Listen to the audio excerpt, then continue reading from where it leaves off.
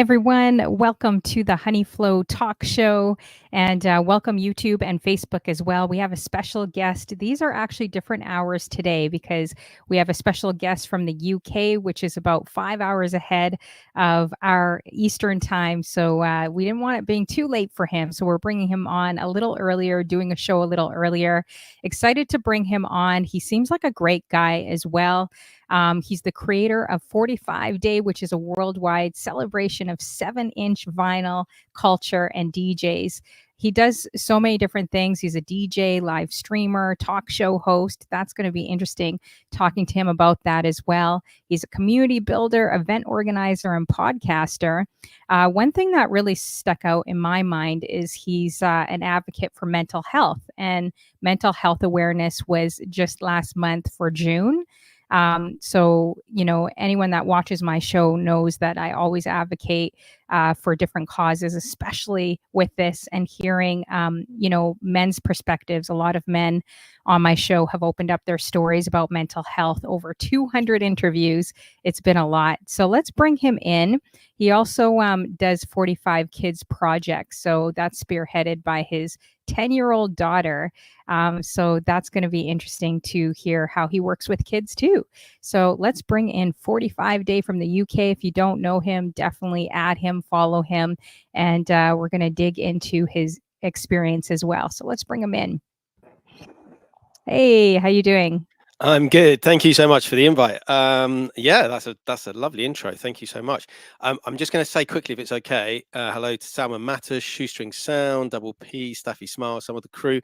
Come over to Honey Flow's channel and let's go on to there and let's chat there and build in that community. Okay, awesome. Good to see all you guys. Yeah, for sure. We are officially on twitch.tv/DJ Honeyflow. For those that are on YouTube, Facebook, definitely come down if you are listening from YouTube and Facebook. Definitely just put a message, put a comment in, because I know you guys are quieter over there. Yeah, sorry? Let us know that you're out there and that you're Yes, tuned in. yeah, they're so quiet, but yet they're listening, which is interesting. I find, I don't know if you stream to Facebook or YouTube. Do you stream to those? So I stream to Twitch and also to Instagram and Facebook. Tonight I'm streaming the two destinations, Twitch and YouTube. It tends to be in Twitch. I don't know, because that's like my main platform, but that seems to be where everyone is. I get the odd thumbs up in Facebook. And when we did a show with Funky Chef, we were streaming to his YouTube, and he's got like 110,000 followers or something. So there's a lot of chat then, because they were suddenly surprised to see him live as opposed to doing video mixes. So yeah, I think Twitch for me is the one where people sort of talk.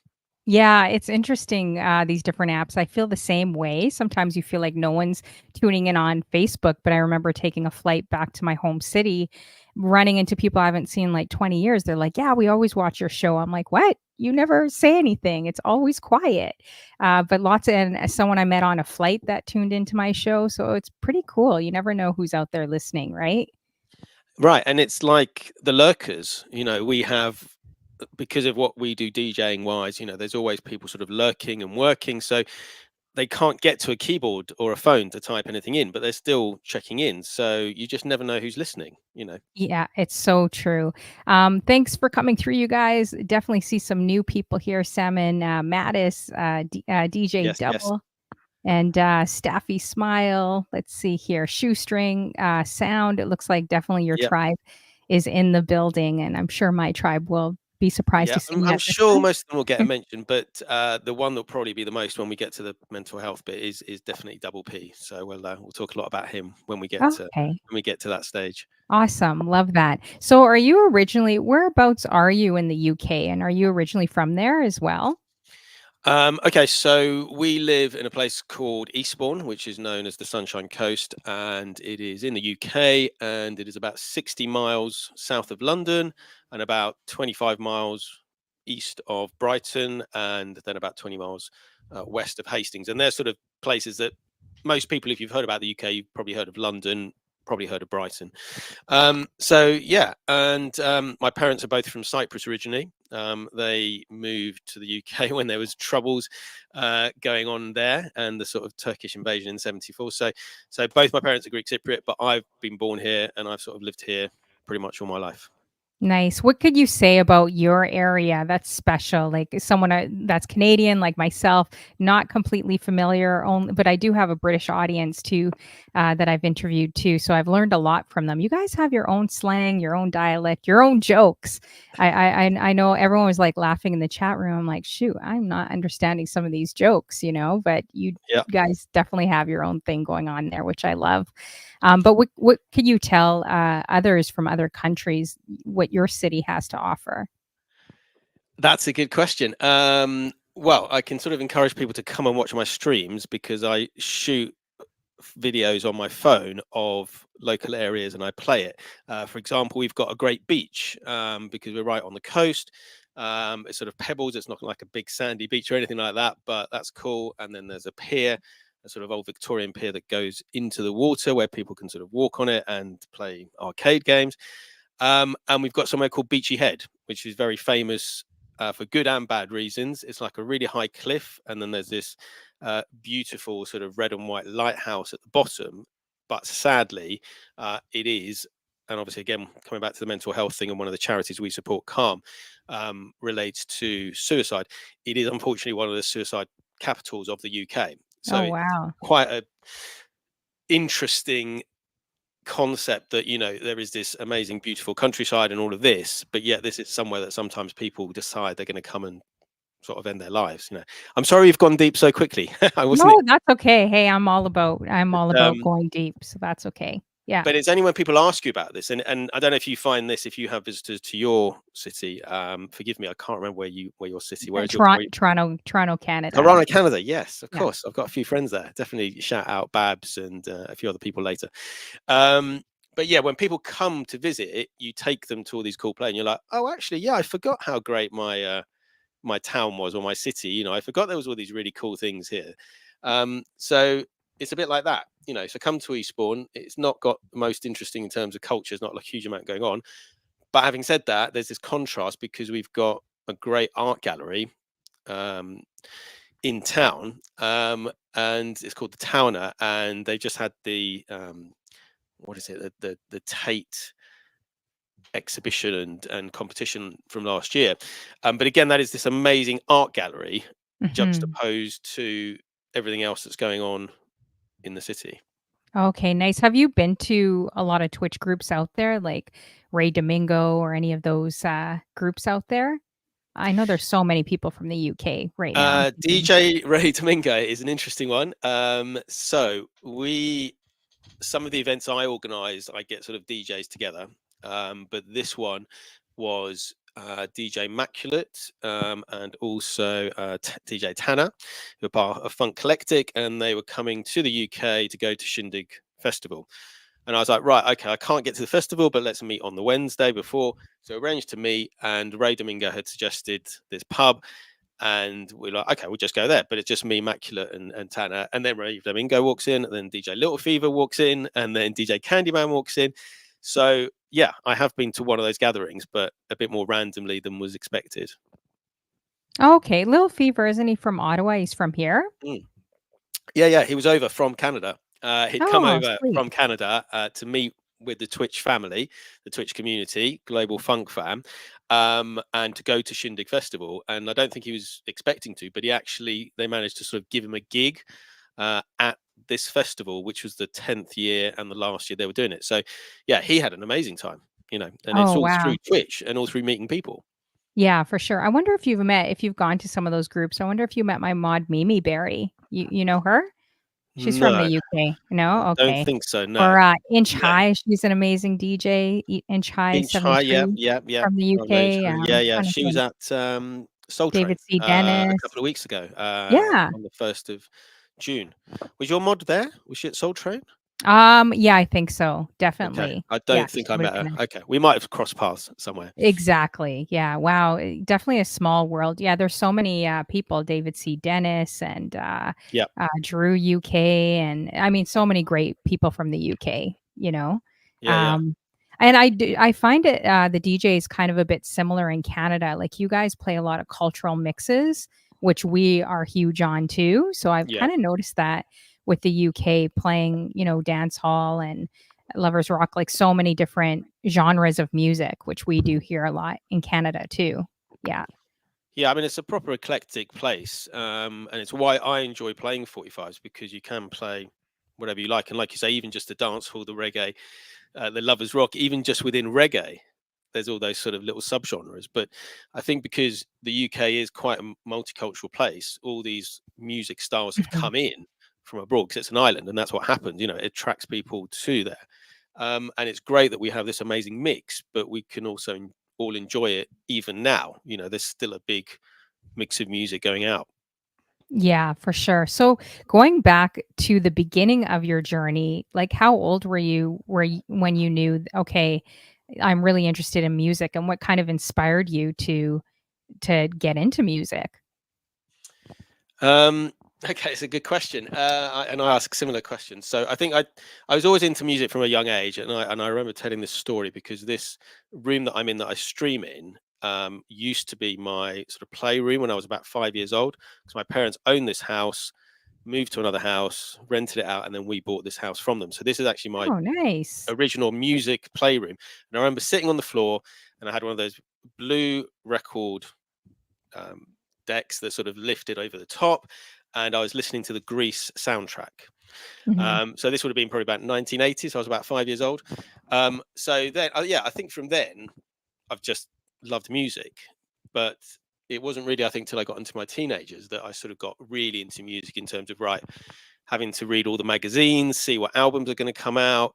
There was no internet back then, so obviously you had to sort of read magazines, find out. Get. I was digging through. You used to get sent a postcard to tell you that an album was coming out from an artist, so that you would know. So it's very different to now. But yeah, I think going down to the shop and the music shop every Monday to get the new releases, that's, I think, when the addiction to music took hold. And then just kept buying records. It was mainly CDs then, and then always wanted to be a DJ, but that didn't happen till a lot later.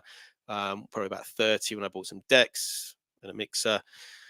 Started DJing, and then started putting on events like little things and little pubs. So yeah, it's been an interesting journey before we even get to 45 day, before we even get to sort of Twitch, really. Yeah, for sure. Oh, wow. That's definitely interesting. Have you, done radio or, anything like that too? After Only a very small amount. Before I was doing 45 day, I was doing some digital DJing with the Jelly Funk All Stars. So big shout out to Big 404, who was one who got me back into 45s, and Toby Kenobi, who's a good friend of mine. And we did some radio shows, sort of live streaming online. I can't remember what the name of the Reckless Radio or something like that. And so we did a bit of that. But again, that was more DJing. It wasn't sort of talking or anything like that. So it was only really when we started on Twitch that I've started doing this sort of playing music and talking at the same time. Okay, so who would be, your inspirations for DJs then? Like, growing up, who would that, look like? Or who was that earlier on? um, okay, so growing up was sort of 93, 94. It was sort of the end of the rave culture, Mhm. and then sort of start of grunge, but it was things like the Prodigy. So it wasn't really DJs necessarily. It was more artists like like Moby, like Prodigy, like SL2, like all of these sort of UK rave artists. And then it was a case of getting into the drum and bass scene. And then I started hanging out with the Cywax crew, so people like Marlon and Dub One. Um, and on a bigger scale, that's obviously the local DJ I'd be following. On a bigger scale, people like DJ Shadow was a big influence, Cut Chemist. And these are artists that obviously I would see and perhaps would go and see a live show. And they were inspiring. And obviously they're using vinyl, and, they're doing the 45s thing. And I think slowly, slowly, slowly, all of that has sort of seeped in to get to where we are sort of today. Nice. How many would you say you have? Let's zoom in. Oh shoot, I can't see because the camera's 45s. gonna just double check. I've put on my thing. It's not exact, but I have put on my Twitch. I think there must be about 4,500. Let's see. I'm trying to make him bigger, guys, so There he you go. gets to So see. each of these is what is there? Three, four, Wow, 6. There's a load of these boxes. They probably have about 150 each. There's some crazy. there. Um, there's some over there which you can't see. There's some there you can't see, and there's still loads on the floor. When I got this, my brother built me this unit Oh, that's so specifically to fit cool. Nice. specifically to fit these sort of 45 things. I was like, yeah, I get all my records there. I won't have them all over the floor, and yet here we are. There's still I like how you records. did it. It's so organized, right, guys? Like, Um, puts us all to shame. it's not as organized as you think. It's all Oh, pretty looks pretty random organized to me. records. I need to go through and like make that a funk box, make that like a soul, make that like a hip hop, so then I can find stuff. At the moment, it's just like random Really? text. So you're not Yeah, putting them back in the same place? Like you're just like, no. There's a little bit. There's a few rows which are like I know that are covers, and then I've got like a reggae, a hip hop, and a funk down there. Mhm. So there's those that I know I can go to for that, but Oh, that's unless it's in cool. front of me. But it adds to the chaos, but adds to the eclecticism of how I DJ on Twitch. Because like, That's okay, true. it's just I can just dig, Do you and ever that's what get DJing's nervous about. though? Like, say if you have a big room or people coming in or a big raid, and then you're like, "Oh shoot," you're scrambling in your mind, like, "Okay, what am I? What's next?" Or um, yeah, sometimes I think I've got like a box. For example, I did a 45 live mix, and so I know that most of that stuff's there. And then I did like my 45 day mix, and then I've got 2 bags down there, which is a lot of the music I took to Panama. So Wow. now I'm relatively good that I can drop at any point and can Mhm. turn it sort of into a party or something like that. And because DJs are always known to bring more, right? Like, it's like Yeah, if we have 50,000 songs, we're going to bring it. We're always over preparing all the time. yeah. And I had a DJ say to me, because my hard drive crashed, and he's like, "Well, don't worry. It's not like you need 50,000 songs for 5 hours of DJing, but we're so like, we like to be over prepared, right? So, with your 45s, how many would you say you're actually bringing to a show that you're doing?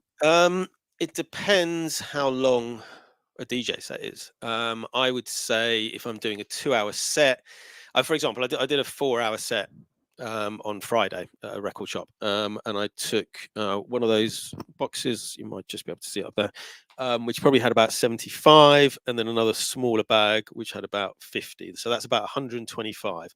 Now I didn't play all of those records, Mhm. but it had the scope there for a 4-hour show to be able to say, right, I'm going to do a bit of reggae, I'm going to do a bit of hip hop, I'm going to do a bit of Latin, I'm going to be able to do that. So, yeah, something like that. So, a 2-hour show, maybe 70, something like that.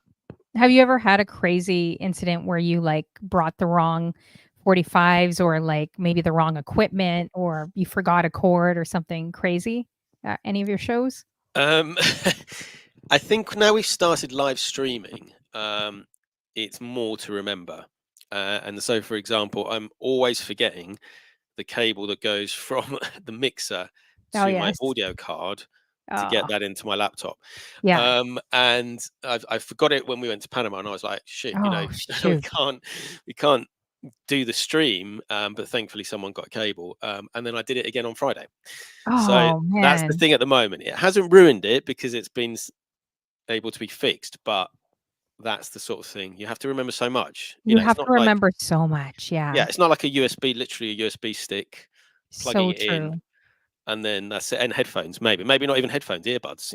It's Exactly. a, I think a when kid now can DJ with literally a USB stick Oh, yeah, and a and laptop, earbuds. that's it. It's Yeah, crazy, isn't it? it is crazy, and especially when we get more into this virtual world. I don't know if you saw the DJs with the Yeah. eyeglasses, and you're literally going like this midair, and now you're a DJ, which is crazy. DJ Double says, "Yes, playing 45s is organized chaos." I love that statement. Salmon Mattis says, "Organized chaos," which is true. How you doing, DJ Big Al 350? Good to see you. Interviewed him Hello, Big earlier. Al. He's definitely fun to bug too. Make sure you guys check out our replay. I challenged him to a rap battle, and he was scared of Honey Flow. which normally happens. I, All I right. can't So, rap, so don't challenge me to a rap battle.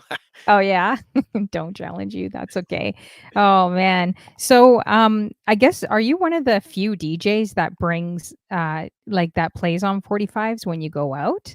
And you do it in a special way, right? Like I was reading up, which I thought was cool, you guys. So he plays 45s at an unconventional speed of 33 RPM, which does push the boundaries of traditional DJing. I think that's really cool. That's like very unique. Yeah, that's two sort of separate areas. But yeah, let me answer Hmm. the first bit first, and then we'll talk about slow mo. But yeah, um, I think it's been interesting because obviously before the pandemic, obviously I was aware of other 45s DJs, so stuff online like 45 Live and a couple of other groups, but it didn't seem that there was that many people. And I think what happened is the pandemic got people to DJ who weren't perhaps DJing before, and a lot of people I think got into it as well. So as that happened, more and more people were coming out of the woodwork, and you're like, "Oh, you're a 45s DJ. That's amazing." Or you'd catch Hmm. someone on Instagram. "Oh, that's really cool. I see you like 45s. Do you get involved?" And so we've sort of built this community. So in terms of now going out, when I go out, I think there is more 45s DJs. And it's something that's happened in Cambridge. We started and did an event in Cambridge in February last year. And we just invited probably quite a few of the community from the 45 day, and then a couple of local Cambridge. But it's interesting over the year and a half that that's generated more and more 45s DJs, but DJs who were playing 12s or DJs who were playing digital deciding, oh, it's cool, let's play 45. So we're slowly taking over, I Hmm. think, the sort of scene, because people like vinyl. I think people still like vinyl, and there is still something about it. So um, I'm not just the only person coming out there doing these events, Hmm. but I think it's growing, and it's great to see. For example, Soul 45 have just done a 4-night residency at a bar in Glastonbury Festival, the biggest festival in the world. Um, so yeah, I think it's growing. I think it's growing. Yeah, no, yeah, that's really good. So do you have like controllers then? I mean, I come from more the I would love to learn how to play vinyls, but I come obviously from CDJs like back in 2000s. I think I still have them Yeah, packed in my suitcase, but I hated that era cuz the CDs for me would always skip even if you put them in the binders. Like they'd always be skipping on me, you know. I still have them skipping in my car cuz I still use CDs in my car, guys. yeah. I've, But I've still got CDs in my car. yeah, it's exactly. it's it's just nice to be able to listen to an album Mhm. on a CD when obviously now because of the way I'm DJing, it's constantly listening to a single. So yeah, CDs are still cool. So do you have, like, any controllers? Have you also upgraded to Um, kind of the newer yeah, technology? it's sort of yes and no. I haven't got like a big all-in-one controller. It's something that I'm sort of looking at to possibly get ZZ, my daughter, at some point because she wants to be playing more recent music rather than 45. So that's something that she's sort of moving into. Yeah, But I've got a DJM S7 Pioneer mixer, which has sort of it's not it is also a controller for Serato, um, but it's got sort of effects and stuff in. So it's almost like a controller in there. yeah, But in addition, I've got phase. So when I do a digital set, I have got phase, but I'm still using the turntables, and I'm still using like a 7-inch record for the phase to use Serato. So it's sort of a controller, but it's really this mixer that sort of allows us to do some of the stuff. yeah, for sure. It just seems like it would be quite heavy, like, bringing in everything, setting up everything, Oh, it you is, know? yeah. it's Yeah, it's ridiculous. If you want to, if the venue hasn't got decks and mixer, and a lot of venues in the UK don't. There's a few that do, but a lot of them don't. They might have CDJs or a different mixer. So yeah, having to bring 2 decks, a mixer, sometimes a PA system as well, before you've even got to carrying your records. Which for is why you sure. think, right, let's play 45s. That's one slightly smaller thing to carry. Yeah, exactly, and I mean, out here, they have a lot more built-in controllers, like, sometimes they Yeah, bolt to the table or just at different venues or different things that you're at, so that's common, but it definitely would be fun learning, you know, on turntables. Like you feel like you're going from Drake to like, I don't know, Nas or like Run DMC. Even if I don't know how to play like on Yeah. vinyl, like you feel like that because it just feels different, right? It's I feel like it's more Yeah. fun. Hmm. It definitely is more fun, and I think that's one of the reasons I play it, because with playing 45s, you're playing like a record, and then you've only got Hmm. 3.5 minutes, 4 minutes maybe, before you got to get the next record right, and it's got to flow, and Hmm. they're usually bangers because that it's single. It's usually the best, or the traditional Hmm. was the best track on an album or whatever would come out as a single. But they are a lot of fun, but it keeps you on your toes, and it just allows you also to sort of be more eclectic. So yeah, and it's the feel of Yeah. vinyl as well. And that's what we kinda did on, cassette tapes too, wait Yeah, all day, press record and play for that one song, then stop it when we made our mixtapes, and then, you yeah, know, press that record and play again a little bit. It kind of I just feel like it would be a lot of pressure, though. You would have to know your music, like, where things are. If you're doing a large festival, like, you would have to, like, work fast and be yeah. concentrated, I think Um if you're when we've sort of done festivals before, so a couple of years ago, went to Glastonbury, and we did, I think, 4 or 5 DJ sets around the festival. You just sort of think, right, I've got to do like a cocktail bar. So you like work out, right, I'm going to take that, which is like a cocktail bar set. Okay, then I've got a late night set. So Mhm. that's that. So, and obviously at festivals, you can't carry too many records around. So again, you're limited to what you were asking earlier, probably about 100, 125 records. But yeah, you just try and work it out in that way and be as prepared as you can, but also make sure every record in your bag you can play the A side and the B side, because then you've Mhm. suddenly got 250 songs rather than 125. But So it I also guess makes you you much more focused. Exactly. So I guess you probably don't take requests at all then if you're We don't like requests. and you probably just do it you people are probably so used to how you play that you're in control of it, like whatever Yeah. you wanna play and do, which is nice because that doesn't happen with a Yeah, I lot of mean, you say to people, "Look, I'm playing 7-inch vinyl," and they're like, first, unless they're they don't into get music, it. they're like, "Oh, what's that?" Or, "I didn't realize you're playing vinyl," or something like that, because they think you're just playing off a controller, or you're playing off Spotify or whatever. Um, but yeah, they can make the request. If I've got it, then I'll play it. But unless it sort of really fits in with what we're playing at the moment, I'm probably not going to have it. What's the craziest request that you remember out of how many years that you've ever gotten that you're like, "Are you Um, serious?" Yeah, well, it's almost like this crazy request and then a second request. So let me tell you the first. Mhm. So first story is we were DJing at a bar in Eastbourne, and I think it was like a hip hop, funk, sort of reggae, because that's the sort of stuff we're playing. And someone came up and said, "Oh, you know what would absolutely kill this dance floor? It'd be like if you played Erasure." Now, Oh, Erasure, like boy. a UK band that's sort of like a poppy band sort of thing, and we're like, no, we're not going to play that. And then I was telling that story at another DJ event with my friend, and I was telling him the exact same story, that this is what had happened. And then someone went up to the decks and asked for the very same thing as I was telling this story. So for me, that was like, what? How have they both requested that same song as I'm telling a story about the song? So yeah, That's that's so probably the funny. craziest. Yeah, that is kind of funny. Who knows? They probably knew each other. She's Yeah, yeah, probably like, "He's not listening to me, DJ, yeah, go up there and ask him now." It's so yeah, yeah, funny. Wow. Well, that's cool. So you're the creator of the 45 day, which we talked about, yeah, celebration of worldwide, DJs that are on 7-inch vinyls as well. Now you did an event, you were saying in Panama, which I thought was really interesting. How were you yeah, able to work? I've been to Panama, it's beautiful, yeah. but Oh, how were you amazing. able to, do that in Panama, and what was the response? I'm so curious about that.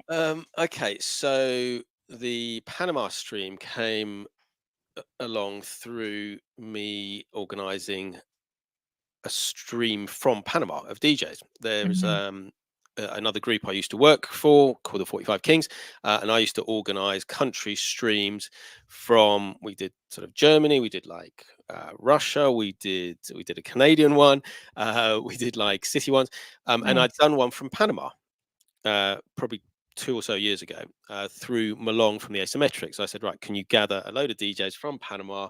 And he was like, yeah, I'll just invite them around to my house. We'll have a barbecue, and then they can all DJ 45-minute sets, and it was fine. So then the next year we did the same again, but I also interviewed on a separate channel, dual streaming, the DJs who were involved. And I jokingly was like, oh yeah, one day, you know, I might be out in Panama and I might see you all, thinking, you know, it's never going to happen because it's like the other side of the So world, far pretty much away. Yeah. from the Yeah. UK to Panama. Mhm.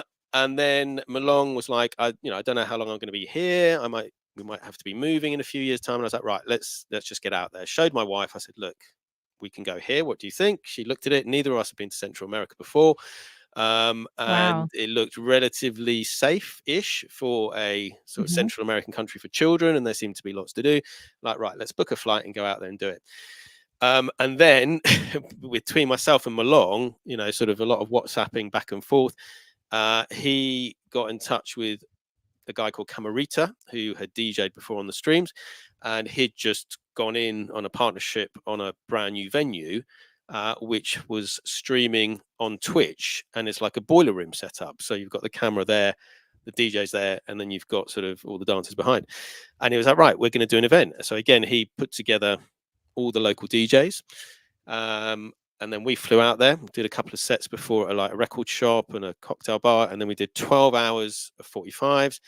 We had Wow. DJs of like all ages, all genders, you know, totally inclusive, including my daughter, who played, you know, as a Amazing. 10-year-old. I think possibly the only girl DJ who's ever played in Panama City. I don't know, That's maybe someone else crazy. is there. Probably. Yeah. Yeah, No, I don't definitely. know. That's what some people there were saying, but yeah, it Yeah. was just incredible, and it was just great to, firstly, from this Twitch and sort of internet friendship and connection, be able to go and do something like that, Mhm. and involve local people. So we had like the local record sellers. We had like the best sort of burger food truck in Panama came, and then they did like a burger thing. There was like a special beer brewed, sort of pineapple beer with which happened to be 4.5%. We had break dancers. Oh, It cool. was just incredible, you know, That's so from the other side incredible. of the world getting to this stage. Yeah, that is unbelievable. I was gonna say thank you, Strud Muffin, for the resubscription. 20 months strong with me. How you doing, Struds? Good to see you. Do you know Struds? Have you met him? Yes, I know Struts. Yes, He's hello. famous in the UK, I think. Yes, I think so. Um, Yes, yeah. Oh, hey, we got Tilt on the lurk. Best beard game in town. Now some of my tribe is that is a coming good in. beard. Yeah, that is a good beard, right? I think he needs to be Yeah, on like one of those beard commercials for men, or the beard Silver oil. Fox Gang in the States. Exactly. I don't know if Yeah, you've seen the Silver Fox Gang. They wear the hats and like no, have the silver beards. Yeah, and the ladies all go crazy. Anyways, that's definitely in the States. Good to see you, Streds. Thanks for coming through. Thank you for subbing. Appreciate you. For all you guys I don't know, because I know he's streaming to his channels, you guys come down to this channel under DJ Honeyflow. We're actually here live on this channel, not on his channel. But if you guys want to stay there and have popcorn and chill out there too, you can. But we are on this channel right now under DJ Honeyflow. Oh, okay. DJ Double says I have met Strutters. He's yeah, got many nicknames on Twitch. We call him Strud Muffin. But he's got many nicknames on Twitch for sure. yeah. The Um, Twitch thing, you have to go oh, around and you have to have a sticker. Strudalicious. You have to have a sticker Jeez. that tells people who you are. We had this at Soul Train where when we got straight with Soul Train, they handed stickers out, and it's like, "Hello, my name is," and obviously you put your Twitch alias, and so you can. It's also a good icebreaker. You know, oh, Exactly. you're this person that I've Yeah, for seen on sure. Twitch, but I've never met before. You know, it's great. Were you ever surprised seeing people? I think it's usually the height. People are like, "Oh, I didn't realize you're that short," or "I didn't realize Yes, you're that tall." everyone is much shorter than I think they are. Apart Yeah. from, I think there's who is it? There's one person who's taller than I thought he was going to be. Ragnar. Ragnar is like as huge as people think. Some people know and Ragnar.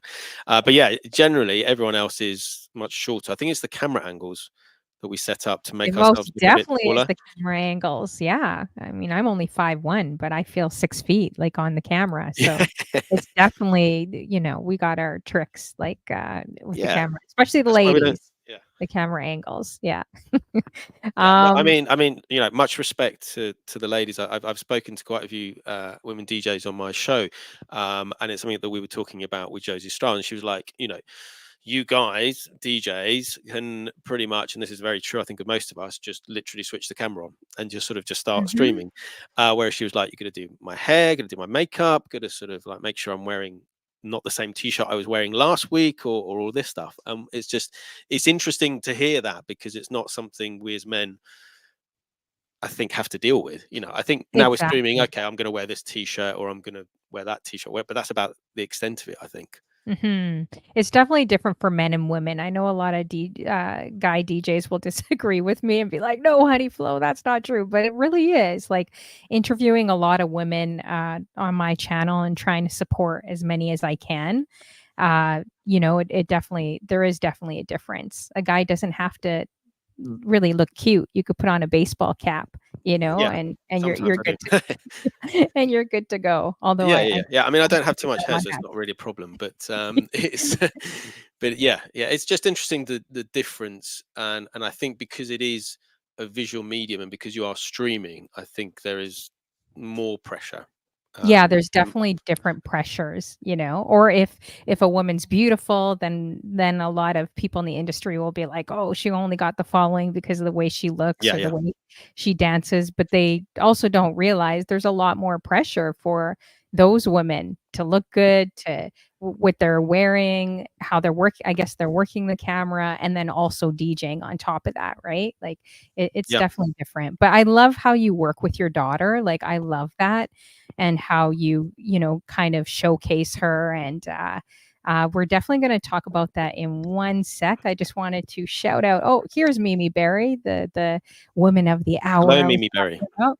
So Mimi Berry, have you ever met 45 Day? I'm sure you've seen him at I the think we event may have been, like I said, I think we in might the have been at UK. Soul Train, but I don't Yeah. think we met. She's the one that's the crazy girl probably running up to you, no, she's more introverted. It depends how much wine she has, I think, right, Mimi Yeah. Berry? Then she'll get loose on the dance floor, who knows, and say hi. Um, she's shaking her head like, "Why did I come?" How you doing, Mimi Berry? Great to see you. Miss you, girl. Mariposa in the building. Is this the mom or the daughter? I can never tell, but good to see all of you guys and your entire family. Let's see here, and everyone else that's coming through. Appreciate you, Salmon, and some of these other guys in the chat. Have you Say guys? bonjour or bonsoir to DJ Yamcha from France. Oh, Great, DJ Yamcha. Oh great yeah, DJ. he is Amazing scratch DJ amazing. as well. He is amazing from France. Oh my gosh, I love this guy's accent. I love just how he carries on. He's very, very sweet. Like, I don't know, he's got a sweet presence about him. And he's a Yeah. crazy, ridiculous, vinyl guy, which I love too. Hey, DJ TC Entertainment. Thank you so much. For the sub. Thank you so much, DJ TC Entertainment. Make sure you guys are adding him. Appreciate you. Thank you for subbing with your Prime, supporting my show as well. So, yeah, make your way to the Honey Flow show, you guys. I know we're streaming on different channels right now, but we're here on Twitch under DJ Honey Flow. So, come down. Feel free to hit the follow tab, but most importantly, hit the follow tab on 45 Day, an amazing DJ out of the UK doing big things. We just talked about Panama as well, and I just find that so interesting with Panama. Now, when you were listening to the Panama DJs, or is it Panamanian? I don't know if that's the right Panamanian, I think. Yeah. DJs. Yeah, like were they playing tons of reggaeton? What was their vibe when you were listening to them? Were they playing house That, music? I know um, reggaeton, big, merengue, all that was huge out I'll there. tell you a story, and then we'll come back to that. But when we got there, myself, my wife, and my daughter, we went to the Caribbean coastside to stay, and it was, I think, Easter Saturday, and so there was so much reggaeton from where we're supposed to be just chilling out, having a really quiet evening, from the island over the other side of the water, because they were celebrating Easter, and I'm like, oh, I'm not really that into reggaeton, so what's going to happen? Mhm. But I think because it is 45's DJs, they come bringing their own stuff. For a start, there is reggaeton on 45, but probably not a huge amount. But I think if you're a 45's DJ, you go digging for funk and soul and hip hop and Latin. So the way it worked out is there was people like Neka and Jota Otis, who are playing like traditional Panamanian records that they'd gone out into like the jungle in Panama to these like random houses and try and find collections from people. So that sort of music. And then we had like reggae from Buen Afro. We then had hip hop from Ritmo Equis. We then had some more 80s stuff from Gonzalo Lazari. I played some break stuff. Then we had reggae. And so there was just so much amazing music. But again, because these collections have been made the other side of the world, there's records that I've never heard before.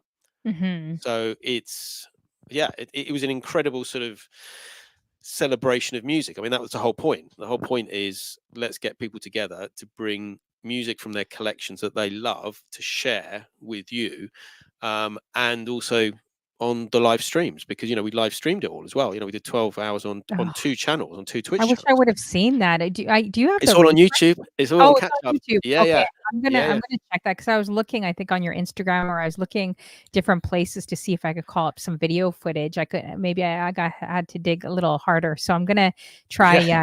I didn't check YouTube, so I'll check that. There's a couple of Um, little clips that on will be my dope. Instagram, of Okay. Ritmo Equis and also Gonzalo Lazari with some of the Off Limits breakdancing crew. So there's Mhm. a couple of little clips on my Instagram. But yes, the rest of it is all, I think 11. We didn't quite grab the first hour, but 11 of the 12 hours, Oh, okay. all on YouTube on El Cangrego Radio, which is the venue, and also on my YouTube, and that includes like ZZ set. My daughter. Yeah. It was incredible for me just to watch that when we got back. 2 weeks later, when the sort of dust had settled, to just sit down and sort of watch that and like, wow, this is incredible. We, Yeah, that's so it's awesome. That insane. would be so And it's just the incredible. start. Mhm. That's just what we've done so far this year. I mean, the next stage is That's just definitely huge. Yeah, we got bonkers. Yeah. King Melody in the building. Good to see you. DJ Double, Shoestring Sound as well. Do any of you guys know each other? Mimi Berry? I think some of these guys in this chat you might have met. DJ Yamsha. That's maybe some of the Twitch groups. Oh, we got DJ 777 in the building too. Good to see all you guys. DJ TC Entertainment. Make sure you guys are following DJ Yamsha. Oh my goodness, this guy's ridiculous in a good way, on with his music. I always love his shows, so make sure you guys are following him as well. If you Mimi guys, has met Shoestring. oh, if you guys are a streamer, actually, what would help me, because I probably don't have too much time to shout all you guys out, but put a 1 in the chat if you are a streamer, and put a 2 if you're a mod. If you're a viewer, put a 3, and just add each other. I think that would be the easiest. Yeah, um, everyone follow everyone, and I think it's something that I think DJ Ray Domingo sort of coined, and it's very true. I mean, the only annoying thing on Twitch is there seems to be this 2,000 follower limit, which I don't Yeah, I think understand I'm really at why. my follower limit, and I never do the follow, like, people were so crazy on that in the beginning, which is fine. I never Yeah. really did that, so I was kinda quite shocked that I got up to 2,000 already, and I'm like, "Oh, I'm gonna have to delete, like, people that aren't streaming, right, to." Well, But and I feel it also had people who were streaming who were not. So yeah, obviously, I'm assuming it's the same for you. If you've done so many shows, that the people who are tuning in live and watching your stuff now is not the same people who were when you first started yeah, streaming on exactly. Twitch. I just can't be bothered going through 2,000 I know, people's I know. a lot. I Wait, think what Dawn they Perignon did was she literally mhm. just deleted everyone and then just Oh, started wow. again, Oh, adding really? people in, because it Oh, would wow. just be quicker to do that than actually literally go through each one. It's like your friend list on Facebook. You're just like, can I really be bothered to sort Yeah, of I go think it took through? me a week to go through my friends list. Sorry to, the over the 300, 400 people I deleted. Sorry. Blessings to you. I It's nearly Twitch's deleted fault. It's not 400 your fault. people. But, I also find with these apps, although Twitch is such an amazing community and we all connect, good on here, I feel like there's zero visibility. So for example, the algorithms, even with flyers, when we do flyers like on Instagram, Facebook, it only goes to 2% of your friends list. It doesn't Yeah. go to everyone. So you're pretty much invisible. You're doing all this work and all this effort. And I just had the other day, they're like, we never see your stuff. We never see your flyers. So it really is about building a community, I guess, amongst each other, like so many DJs are in WhatsApp groups and all together, because Twitch doesn't give any visibility for DJs. It's not like TikTok. Not yet. Obviously, we've got the announcement, and I think it comes in. I think Hmm. it might be this month or next month. The DJ category. So it's interesting to see that they've finally been able to do some sort of deal that allows them to say, right, we're going to have a DJ category. You're going to be able to legitimately stream all this music. Um, and supposedly then there'll be DJs on the front page of Twitch and things like that. So I don't know. It may be just the start, and maybe the reason we haven't had much visibility on Twitch is because of sort of being under the radar, especially with DJing. I think they Um, haven't quite figured out, though, the algorithms on Twitch, because Twitch is no, not really an app like, hey, it's not like a TikTok app. Like, even though they're trying to make it a little bit more like that with the reels, how you're scrolling live now, like the stuff that Instagram kind of copied from TikTok. But yeah, I do feel like TikTok is brilliant in the way, even like I remember doing one show and it went to like 5,000 people. Like, it's wow, literally a lottery draw. It has nothing to do with popularity, how great your content is, how great your shows are. It really, because there's people that have great shows, but they never really, get noticed out there, right? So you see people sitting on their bed doing a talk show and they have like 50,000 people, right? So it's yeah, I you think just it's a don't know, do you? lottery pick in how, like, when my friend started TikTok, within 3 weeks, boom, she was at 7,000 people, right? Um, I've been doing this, I think, full time for like 3 years now, 3.5 years, which is a bit insane. And it's like a bit of a grind, to keep Yeah, keep going. But with her, within 3 weeks, boom, just I sharing her think crazy stories, you there's know? so many platforms as well, isn't it? I think Yes. Yeah. it's difficult, and I think you just need to sort of try and focus on the ones that are bringing you followers or bringing you new contacts or are Mhm. making you happy. They're the ones. Yeah. It's difficult because there's billions. All the Oh, stuff. yeah, there I mean, for is. me at There the moment, my main focus is Twitch, and Mhm. then Instagram, and then sort of chopping down stuff that I'm doing from talk shows into sort of reels, to then later put all that together Mhm. as shows. And I think it's about repurposing content as well.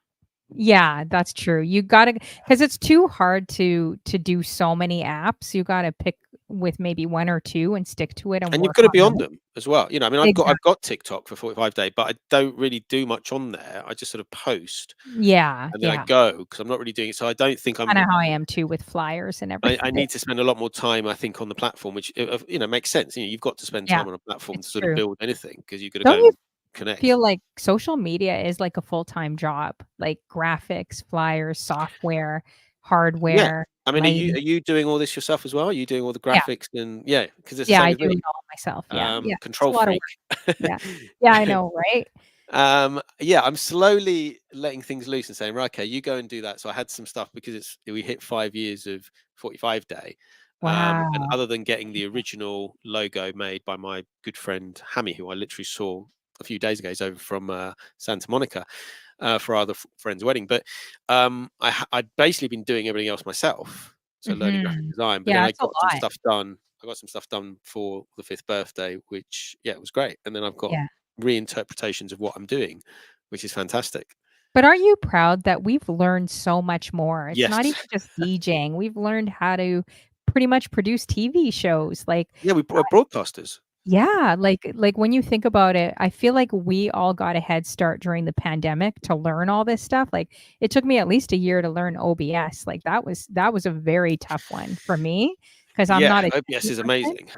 Yeah, You know. just everything about Twitch. It wasn't super easy in the beginning, right? So No, but I think it was people were willing to help, and this has been the mhm. most amazing thing from Twitch is, we all had to start somewhere. We all started at zero, and we all had to get a camera, and we all had to get an audio card, and we all had to get a computer that had enough RAM to sort of be able to stream and all this sort of stuff. Mhm. But it's been amazing that, I was lucky enough to have a couple of, had most of this stuff already. So I was able to just get going and then sort of trial and error working out. But it was brilliant to be able to pass that on to people and say, this is how you do it. But it's a lot of tech, It's you a know, lot of techie stuff. People it's are a just lot of like, stuff. And "Oh." we were doing stuff before, like when I first started doing Twitch, I was running another channel, 45 Kings, and we were doing shows on the one channel. So we were having to send out stream keys, and then as soon as one DJ finished, we had to make sure the next DJ was ready to start. Not raid trained, so very different. But it's been interesting how much we've learned. I feel that I've learned obviously lots of different things because I do visuals, which is going back to when I first started DJing. I used to do visuals as well, so I'm now incorporating a lot of visuals, and OBS is brilliant for that. But even on a base level, you've got to be Mhm. able to run OBS. I think if you're going to do and Exactly, yeah. overlays and logos and emotes, there's a I lot, still and we're haven't all figured of a certain I gotta age as learn how well. to That's the other thing. overlays. Exactly, I know, right? Like, I still think I'm in my 20s. Yes, we're We're just not. gonna lie right I'm now not. and I'm say certainly not in my 30s. 20s. Yeah, but then when you go out and DJ, you're like, "Ooh, my back. Ooh, my ankles are cracking," like, you pick up these chords, or I don't know if I could do a 10-hour day like I used to. Like, I feel like you have to be in relatively good shape, Yeah, I for mean, it's DJ. the late nights as well, Yeah, it's the late which nights, is it's eating, drinking, probably not yeah, drinking yeah, very good, drinking enough water, because you don't wanna be, like, running to the washroom when you have, like, 500 people in front of you, so then as a yeah. DJ, you're not drinking, you're not eating right, What would you say to DJs just to keep up with their health too? Because this industry, you're running on pure adrenaline, it's like boom, boom, boom, like, you're going to please a crowd, you're trying to please everyone in the building, but then that could also affect you, Oh, physically and definitely. mentally. Yeah. I think it does affect everyone, and I think I've spoken to so many DJs who have gone through like alcohol issues, who've gone through drug issues, or gone through alcohol and drug issues, because there is this, certainly from a younger age, that you've got to keep up with everyone, and you've got to stay out at every party and do this. So I think you know if someone's trying to be healthy, it's obviously trying to cut out as much as possible those things, the alcohol and the drugs. Mhm. Some people need a drink to be able to DJ. There's that anxiety. It's we talk about it a lot in terms of we're extroverted introverts. That everyone Mhm. thinks you're the life of the party because you're a For DJ, sure. and you are when you're behind the decks, but then the rest of the time you're not. So yeah, it's a tough lifestyle, but it's just trying to I'm guilty as anyone else, trying to stay healthy. I don't drink as much as I used to drink. I'm trying to eat a bit healthier. I'm always sort of on Twitch, so I'm always standing up, so I'm always sort of moving, and it's not exercise, but it's something that's keeping me Exactly. agile, and it's keeping your brain agile as well, because that's the next problem that's going to come. And the fact that we are having to learn all these things and learn all this tech, I think, is keeping us young in our heads. So hopefully it's keeping us sort of physically young as well. But um and I think we're also at that age, certainly I am, that I'm not chasing gigs. I'm not sort of Mhm. looking to sort of chase gigs at the time. It's a different, if I'm going to go out and DJ, it has to be something I really want to do, like a record shop, or it has to be like something I've organized, or something my mates organized, or watching DJs that I want to DJ. So um yeah, just if I'm giving advice to anyone, just sort of take it easy. It's Yeah, so it's a true. marathon, not a sprint. Yeah, it's definitely so true. Fukna. Thank you so much, Fukna, for the sub. Appreciate you to Mimi Berry. And of course, DJ TC Entertainment earlier using your Prime, and Strud Muffin being my first supporter on my show, my day one. Appreciate you, Struds. And he gave us flowers. Well, I kind of asked for it, but like he literally gave, like a few people some flowers. I still have them in my living room. So, Amazing. they always I that was very Amazing. sweet. Very nice. Let's see here. Let's see. Oh yeah. Fukin is like staying healthy as a DJ. So treadmill behind the deck streams. You know, it's crazy too, as a DJ over the years. I've never drank, I've never smoked, I've never uh done too much of a lot of stuff you see in entertainment, right? But I still feel like it's taken a toll on me when you're doing 10-hour days, and you still have, even if you're not doing any of those things like eating properly, drinking, mentally realizing that you don't need to be a perfectionist, because I think we all are. And one thing I realized too is, a lot of DJs on Twitch are very introverted, but like you said, Yeah. you would think they're the life of the party. But when you think about it, guys, it's like a huge high in entertainment. So when you're on a stage, when you're performing in front of, it could be a few hundred people to 100,000 people, and you're constantly pumping out that energy, whether you're hosting or DJing, you go from this very high, like this very high Yeah. adrenaline, like your endorphins, like your brain, everything's going crazy because you're like pumping out the energy so much to people. And then all of a sudden you get in your car, or you're the last one, say at a wedding, and the lights are off and you're packing up your cords alone and you're going in a car, and your energy is just like roof, like it's hard to like gradually bring it Yeah. down. So I Yeah. think a Yeah. lot of people probably go to a lot of different things in entertainment to help them cope, because when your energy is this high, you can't just like go to sleep at 4 in the morning when you're driving home. Like, you need to find something to kind of bring it down. Have you had that, ever have that happen to you, where you're at an event or at a gig and your adrenaline's like this high, and you feel like you dropped to like a complete low in a Oh, weird way? definitely. Yeah. Yeah. Yeah. Definitely. I think it's the same because especially if you're doing like a gig at a festival or any gig, I think we're all naturally, you've got it in your head what it's going to be like. So there's Mhm. always the pre-preparation, and there's always the, oh, it's going to be this, it's going to be that, it's going to be great. This is, Yeah. and that's your brain getting ready for the experiences you're going to have. Then you have those experiences, hopefully, but then your brain just does switch off, doesn't it? And you're just like, it does just stop. And I think the worst times it happens is when you're doing an event and, like you say, it's the end of the night, you've got to pack Mhm. down, you've got to pack, and like you were saying, all the equipment that you've got to take down. So you've got to keep your energy up to sort of pack all this equipment down, get it in the back of your car, get all your records in, and then, like you say, drive back from whatever it is. So yeah, it's really tough, because it does just drop. And then I think Mhm.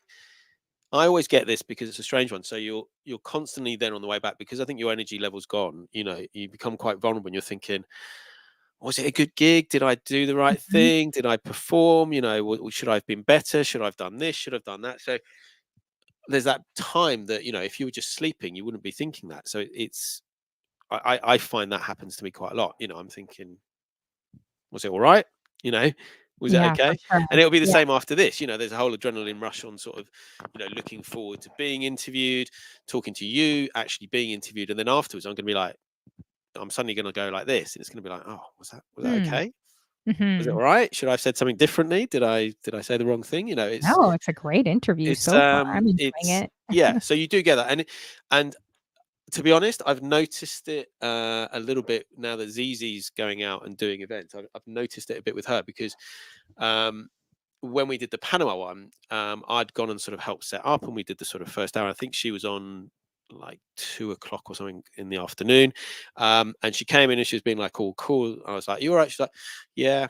Like being a little rock star sort of thing. Mhm. And then sat down, or like, "You gonna have some food?" "No, I don't want any food." Right. So I had to feed her. And then she did a brilliant set, and her friend Mia was there as well.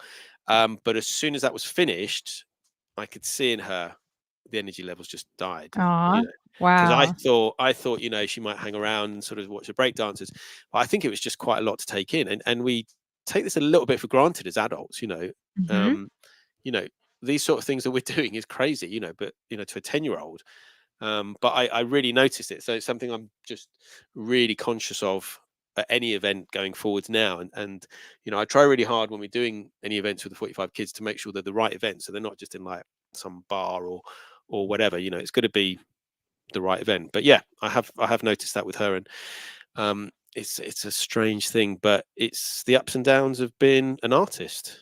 You know, Yeah, that's so it's not just true. DJs, is it? It's artists, it's Oh, dancers. yeah, My celebrities. wife's a dance teacher. You know, Yeah. um, it's anyone who's creative to get and be productive and produce something of value.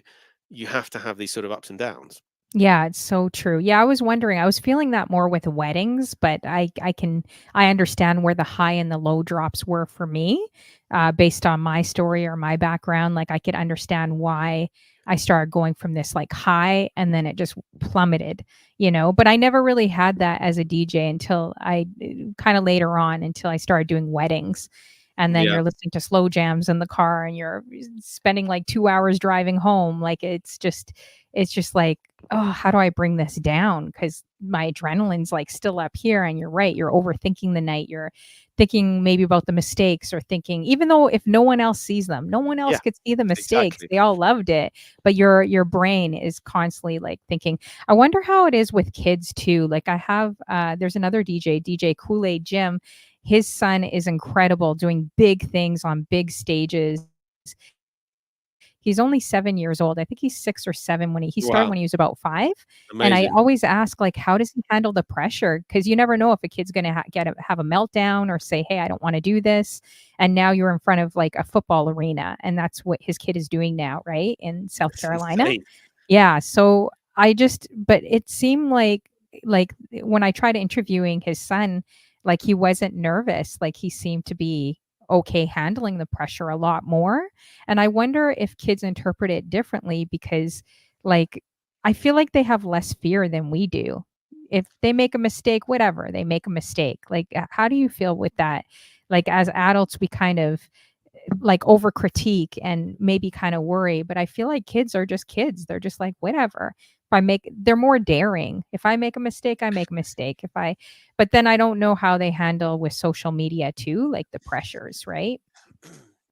Yeah, I mean, there's a lot going on, isn't there? I think, I guess for that DJ, I need to get a link and check him out. But Yes, yeah. I guess if that's what he's doing and that's how his life is going and that's how he's that to him, that's just like, yeah, that's life. This is what my life is. You know, going to these big Mhm. amazing venues.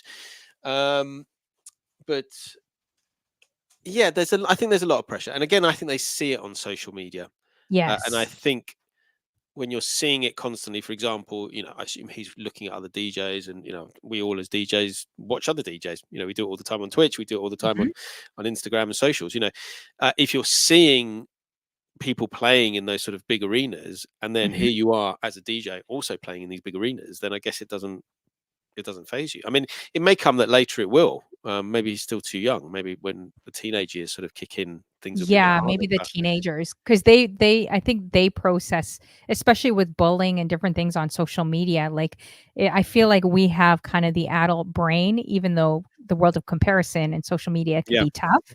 Like, we have an adult brain to kind of either accept or reject whatever we're seeing, but a kid, I feel like it's much harder. Can you believe we're the last generation, like, that is ever gonna know what it was like before social media. Like, we are the last generation yeah, that it's, has it's experienced this. No one else will experience what we experience, guys. Isn't that crazy? I Bright think eyes. Yeah. we've lived in some amazing. Mhm. I'm glad I was born when I was born. I was born sort of in the middle of the 70s. Yeah. So it meant that my early years were in the 70s. Then we had the 80s and the 90s and the noughties and the tens and the Mhm. 20. Um, and we've gone right through from a phone being literally pick up a phone and sort of it ring and you're having to sort of dial stuff like a bit like one of these old phones up here, Yes. to what we've got now, and that's in our lifetime. We can remember that. But it's going to be funny, isn't it, in like 20, 30 years time, when you'll be saying to your kids and your grandkids, oh, there was no social media in my time, there was no internet in my time, and all this Yeah, sort of stuff. it's So crazy to think, like, it's bonkers, and I'm so pleased that we're at the age that we are able to know all of this. that we saw it. Yeah. I was gonna Sama Mata say says, "Oh my god, he's reminded me. I think you were talking about TV shows on your last stream. yes, yeah. So Airwolf. I don't know. Did you know Airwolf? Oh, I vaguely remember. I'm Yeah, not that was a sure great, actually. I gotta check that out. TV show. Helicopter, I think, wasn't it? It's What like a were some submarine. yeah, what were some, things that reminded you of your childhood that you thought were pretty awesome, guys? Drop it in the chat. I'm curious. I came across a pager that I had, since I thought I I was found a so bad pager, yeah. back in the day. I still have my pager. So, Pages um, were ridiculous that you could just call that number and wherever you were, it would go off and it I just said, know. "Please call." I mean, that's some pretty cool Now it's technology. like the WhatsApp when you think about it. Like our phones are now WhatsApp. That's how we send Yeah. messages. We don't even call each other anymore, you know? It's crazy.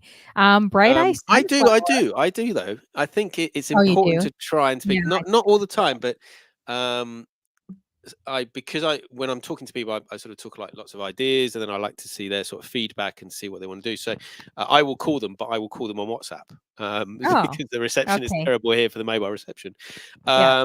But yeah, it's not all the time. It's like maybe a few times a week, maybe, I don't know. Yeah, I like phone calls still. I'm old school, you Yeah, know? but that's Um, because of our age and because of what we've gone through, and we remember what phone calls are. Using your parents' phone to speak to whoever it was, your friends or your girlfriend or wherever it was, and hoping someone hadn't picked up the phone downstairs and listening in. Oh, All yeah, that my sort of mom stuff. always did, man. You know that, corded phone, you guys? Yeah, And then after an hour conversation, you try to do the hang up button, but then you knew that my mom listened. My mom knew every party I was at. She was like a serial stalker. Like, that's why I couldn't get in trouble. That's why people on Twitch think I'm a goody two shoes, guys. It's not my problem. Blame it on my mom. Like, but my mom but did. again, a different world, isn't it? Yeah, but my mom did everything in the book, so I feel like it's very unfair that she was so strict on me.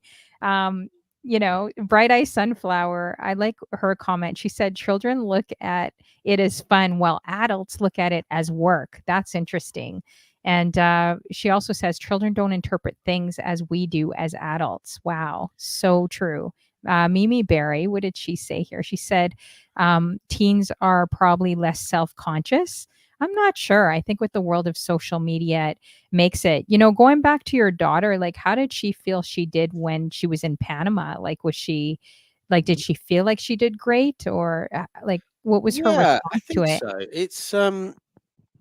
Yeah, I think it's an interesting one because she's done a few live gigs and she's done like a festival as well, a couple of times. But she's also done live streaming, which is something that back in the day we wouldn't have had. And it's been interesting that she has a good time and I think she enjoys the live events, but I think she enjoys the live streaming more.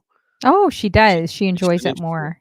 Yeah, yeah. I think it's because she can see the chat and she's quite reactive. And we did Hmm. again, if anyone wants to go onto my Instagram, there's a little video that we did. We did a collaboration with the Global Funk Fam, the 45 Kids, and it's a parent and kids stream, and we're just DJing Hmm. together. And she just likes reacting to what people are saying in the chat or making Nice. comments about the song that she's playing or whatever. And I think because she's seen me do that, I think that's what she enjoys more than literally going in and sort of DJing in front of people. Now, I think that will come later. I think once she sees the power of music and sees people sort of dancing and really getting into it, I think she'll be more into that. But I think at the moment she quite likes the community element, I think, of So she Twitch. doesn't feel like she's playing for a bunch of old people because she's 10 years old. We're all ancients. It's Like it's like my family age though. is your number right there. Yeah. 45. Oh my gosh. Yeah.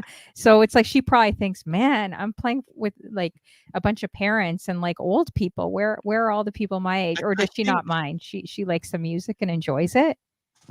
yeah, but I think of because what we've managed to do. I mean, I don't know. I'm assuming other communities have done similar things, but I Mhm. haven't found it yet.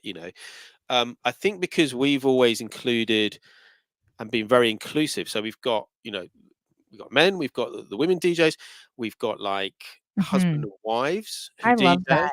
Like we've Yeah. got Fat Wax 45 and Tea Cake. We've got Cut Class and Constance K. You know, and also because we've done the 45 kids thing, we've been doing that for 3 or 4 years. So she's seeing. It's like having a family. She's Yeah. seeing the I parent love that. Yeah. and the kid DJing and that. So I think if it was just like a random, just playing to a load of old people, but I think because she knows all these people, And because of the way Twitch works, and because they're all streamers and she sees them, it Mhm. is like family. It's like our extended family, isn't it? She's like, whenever any of the DJs come on, the kid DJs, they might come on in the background for a sec. I'm always like, oh, come and check out, Liam, for example, Sideshow Mall's kid. He Mhm. does this brilliant thing where he sort of runs up and he switched the power off during his raid train, and the raid just ended. But it's hilarious seeing the family, and I think because of that, that's I think why she likes Twitch. Oh, I love that, and I think, it's interesting what kids like too, like about you, like even, DJ Kool-Aid's son, he only 7 years old, yeah, he like, said a few sweet things about me. I was like, "Aw," that like watching my show, right?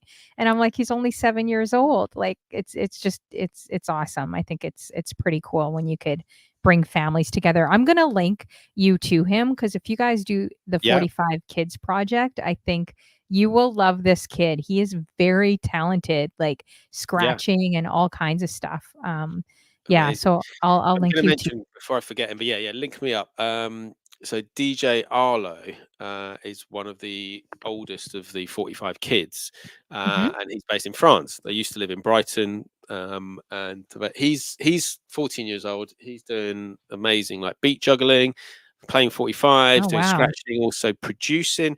He's done like these Lego stop motion videos for Oh, cool. Slick Rick Oh, children's story, wow. um, Jeez.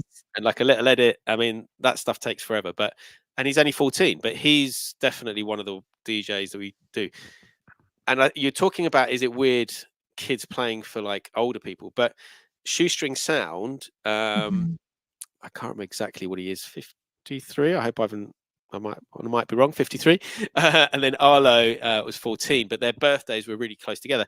They did a joint raid train to celebrate Aw. their birthdays, and Oh, I I kept love saying at the that. end, I was like, in what other sort of community or what other universe would you have like a 14-year-old and a 50-plus-year-old um, Oh, I celebrating their love that. That's so parties awesome. at the same time, Tell playing us your records age, Shoestring. and Tell playing us your music? age. Everyone Google him. Google Shoestring right now. We're gonna get the 411 on him. He's, like, telling you to shh, I think, about his Yeah, age. it sounds like Um I'm right. It sounds like I was right. Anyway, but it's just crazy, and it's been brilliant. I think Yeah, that I think that's awesome. we've created this sort of online place. We call it a safe space, and I'm sure it's the same. With your channel and your community as well. It's somewhere that people can come when they know you're live, and it's your tribe. We call it. You found your tribe, and you found people that you like, and it's people you want to spend time with. I Mhm. mean, I think we haven't touched on mental health yet, but one of the things I think we probably are all having to come to terms with is that we're all getting older. Mhm. We've all got older parents. We're seeing our parents, or some of us have lost our parents. Or we're seeing our parents getting very old, and we're like, that's going to be me soon. Mhm. Um, so then you start to think, time is really precious. So if I'm going to spend time with people, um, it needs to be the right people. And I think that's what we're all doing. We're building our own little channel somewhere that we can go from a mental health point of view to sort of be safe or feel safe for a couple of hours or whatever it is, but also that other people can come and be there in a safe space. Yeah, that is so very, very true, especially during the pandemic and everything that's happened as well. So I know, you empower 6 to 14-year-olds on Twitch, as we talked about, and live events that you do. One thing that we can definitely touch on now for sure is you raising funds for mental health charities, which is called CALM. And I love Yeah. this name, you guys. CALM stands for Campaign Against Living Miserably, just aiding children with health difficulties to communicate through music. I think that's really beautiful as well. What made you decide to do this as well? And why is it important to talk about mental health for you? Okay. There's two parts to that, because the helping children through money is Jesse's fund, which is a UK music therapy charity, which is what the 45 kids Hmm. and some of Do, our yeah. live events raise money towards. And that was just a charity we found because we wanted to have some sort of music charity that was to do with kids. And it becomes a little bit meta, because it's like children playing music or children playing 45s to raise money to help other children who can't communicate other than through music. And then there's this beautiful video. So it's just important, and it's giving something back. And the reason I did that one was I was already doing and raising money for mental health charities. We had a thing called Sunday Sevens, which was monthly, where we all played sevens and we raised money for a few different charities. So Calm, Campaign Against Living Miserably. There was Movember. There was Chris's House up in Glasgow. And then there was another one. And it became really important when Double P, who's in the chat, came to me and he sent me a message, and we've talked about the 45 kids. One of our 45 kids is Minimal P, his son. And he just sent me a message and said, right, this is what my son said. He said, thank you so much to me and Fatwax45 for helping my dad get into streaming. It's helped his depression, and he's like a really different person now. Thank you so much. Wow. And that really hit me, because at that point, you know, I haven't met Double P at this point. You know, we've just chatted online. And I think that's when the power, firstly, of music and the power of what we were doing became apparent to me, but also the fact that he trusted me enough to say that he, firstly, was going through depression, and that his son knew about it as well, and that he'd shared it with his son. And I thought that was incredible, you know, that he was sharing the issues he was going through with his son, and his son was bright enough and open enough to accept that, yeah, this is part of life. You are going to get depressed. So then I was like, right, do you want to talk about it on a show? I've been watching Wednesdays on Wax, which is a show that Dusty Donuts did, and they interviewed DJs. And he said, yeah. And I was like, okay, who else can we get on? And he said, my friend, Mr. Musto. And then we just started talking, and you know, he said that a whole horrendous list of things happened to him in a short period of time that really affected him. And he even said at one point, you know, he was very close to, you know, thinking about taking his own life. And so I was just like, this is really important. We've got to talk about it. You know, this is a man, someone who's a bit older than me, opening up, who's gone through these issues. And, you know, we need to help each other. You know, if nothing else, there needs to be someone else you can talk to. So it was incredible to see, firstly, the response, but also, you've mentioned it, men of a certain age opening up and talking about the issues that they're going through. And from them, I think it was just a no-brainer. I was just like, right, okay, who else might be interested in talking about this stuff? And then you just reach out to people. People are like, yeah, actually, you know, I'll talk. You mentioned In Chai earlier on. You know, she was a guest on the show. She came on and talked about some of the stuff that she was going through. And I think it's just been really important, and especially when it happened, because I look back and I think it was March 2021, 1st of March, that we did the very first show. So it's just over 2 and a bit years. That was sort of about the second lockdown. And I think it just then, we were starting to realize that we've all gone through quite a traumatic thing. You know, it's strange now. I mean, you know, people get COVID now, and it's just like, oh no, you know, I've got COVID. I'm off work for a few days. You know, but back then it was like, if I get COVID, I could die. If I get COVID, I could pass it on to my parents. You know, I could, you know, inadvertently kill them, or I could kill my friends or whatever. So it was a lot of pressure and a lot of stress that we were all under. And I think there needed to be an outlet. And because we'd built this community of DJs, it only sort of seemed fit to take it in that direction. Because it had helped me for my mental health, being able to reach out and talk to people when stuff was going on in my life. That it was just right. Let's again create this safe place where people can talk about this stuff openly. You know, I think it's just so important. You know, we have to do it. So true. I mean, especially during the pandemic, it said that we will take 10 years to recover from what happened to all of us globally, right? I know Canada had the harshest lockdowns in the world. It was insane here. Like 1.5 million people have left this great country that like I once knew, you know, and a lot has changed since the pandemic for sure. And then hearing the amount of deaths that's constant. You're constantly hearing that every single day on the news, every single day on social media, right? Like just death, like everywhere, right?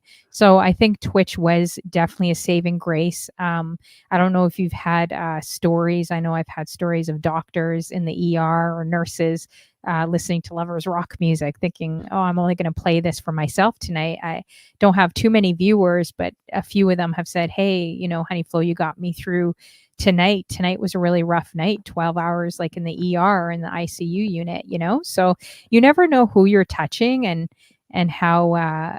What you're doing. Like, I know some people may look at us as streamers or DJs and be like, "Oh, that's all you do." I know I get that a lot, but they Right. don't realize the impact of our shows and the people that have passed away on our shows and and who you had conversations with or even private conversations, right?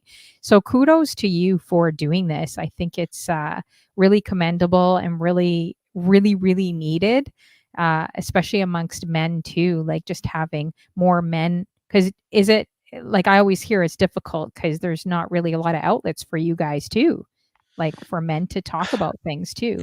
I think the problem has always been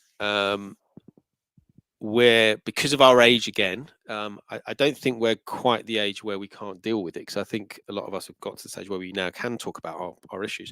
I think we come from an age where you were supposed to be the strong man. You know, Mhm. I know, like when my wife had, we had difficulties in terms of um, keeping pregnancies, you know, or my wife did. And our daughter Zizi was an IVF baby, you know, on sort of like the seventh time. So uh, we went through quite a lot, and I remember through all of that, you know, I couldn't really talk about what I was going through because I was trying to be the strong person to try and keep, not keep my wife together, but I had to be strong to make sure that she didn't completely collapse with what she was going through. Mhm. And there wasn't this outlet then, you know. I didn't know that I could do this. Perhaps if there had been Twitch back then, you know, we're talking about sort of 10 years ago, but you know, had there been Twitch back then it might have been great. So I think it's just important to allow people this outlet, you know, and Mhm. people who might not otherwise talk about it. You know, a lot of people who come on the shows, I don't know if you get this, it's like, oh, you know, I'm not sure if I'm going to have enough to talk about and all the rest of it. And then you get them talking, and then obviously they don't stop talking, you know, because it's brilliant. But yeah, it's making this community and showing people and being role models that you can talk about your problems. And it's been great for me because of teaching Zizi, you know, and telling her, you know, these are the shows I do. You know, the reason we did a charity for the 45 kids is because we were doing a charity stuff for the adults for some of the streams. Like Double P did a mental health raid train Nice. that we decided to do. ADP does mental health raid trains as well, and Campaign Against Living Miserably.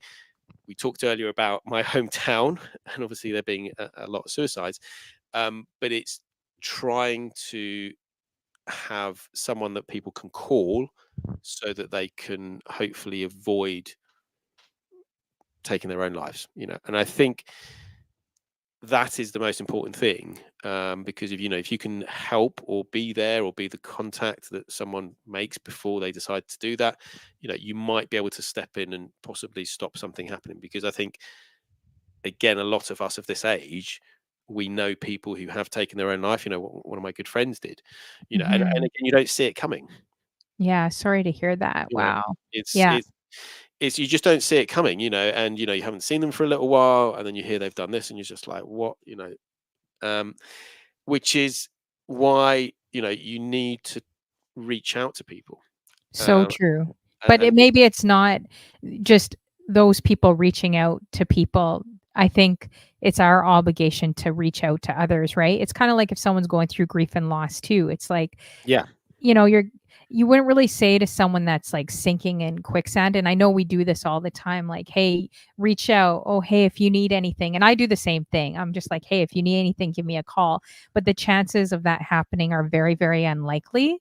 And I think yeah, it's definitely important, especially in this time and age. I don't know if you guys have made and all these programs out there in the UK, but they're making assisted suicide very, very, very easy in Canada, where you could just walk in and say, really, "Hey, I okay. wanna end it," and then when you actually research MAID, guys, it is insane like what they do to people. We actually had like someone I didn't know, but it was a friend that it was like a friend's sister's boyfriend, and he had cancer and it was just too much for him. So he ended his life with MAID, which is assisted suicide. But when you actually start researching what MAID involves, it's like literally suffocating the person before they die. So it's not like I'm going to put you under something and let you go to sleep, like how it looks like it's peaceful. You're literally like kind of how it was explained, like drowning in your own body, like how you would underwater. And so that was shocking to me. That was something I learned Wow. recently. So what That's I'm saying is all these commercials and all these things, I feel like are, and I know people are going to have different views on this, but I'm going to keep my view and hold very strong on this. I think it's I feel like it's completely wrong. I feel like you're assisting so many people in commercials to just end their life. It's kind of like, you know, almost like not being forced, but there's so many things happening that we don't know, that we have to stand like right now in this day and age, we have to stand on convictions, whether it's popular or not, and we have to stand for injustices and things that. yeah. So to make it so easy for Canadians, you don't guys don't even know the half of the people that have committed suicide here in Canada is insane. People jumping in front of GO trains, subways, off buildings, like, it's because of the pressures of life, right? Like finances and inflation, and just Toronto's ranked the number one city. I don't know if it's in the world, but I know it's in North America for the highest cost. So people are sinking, right?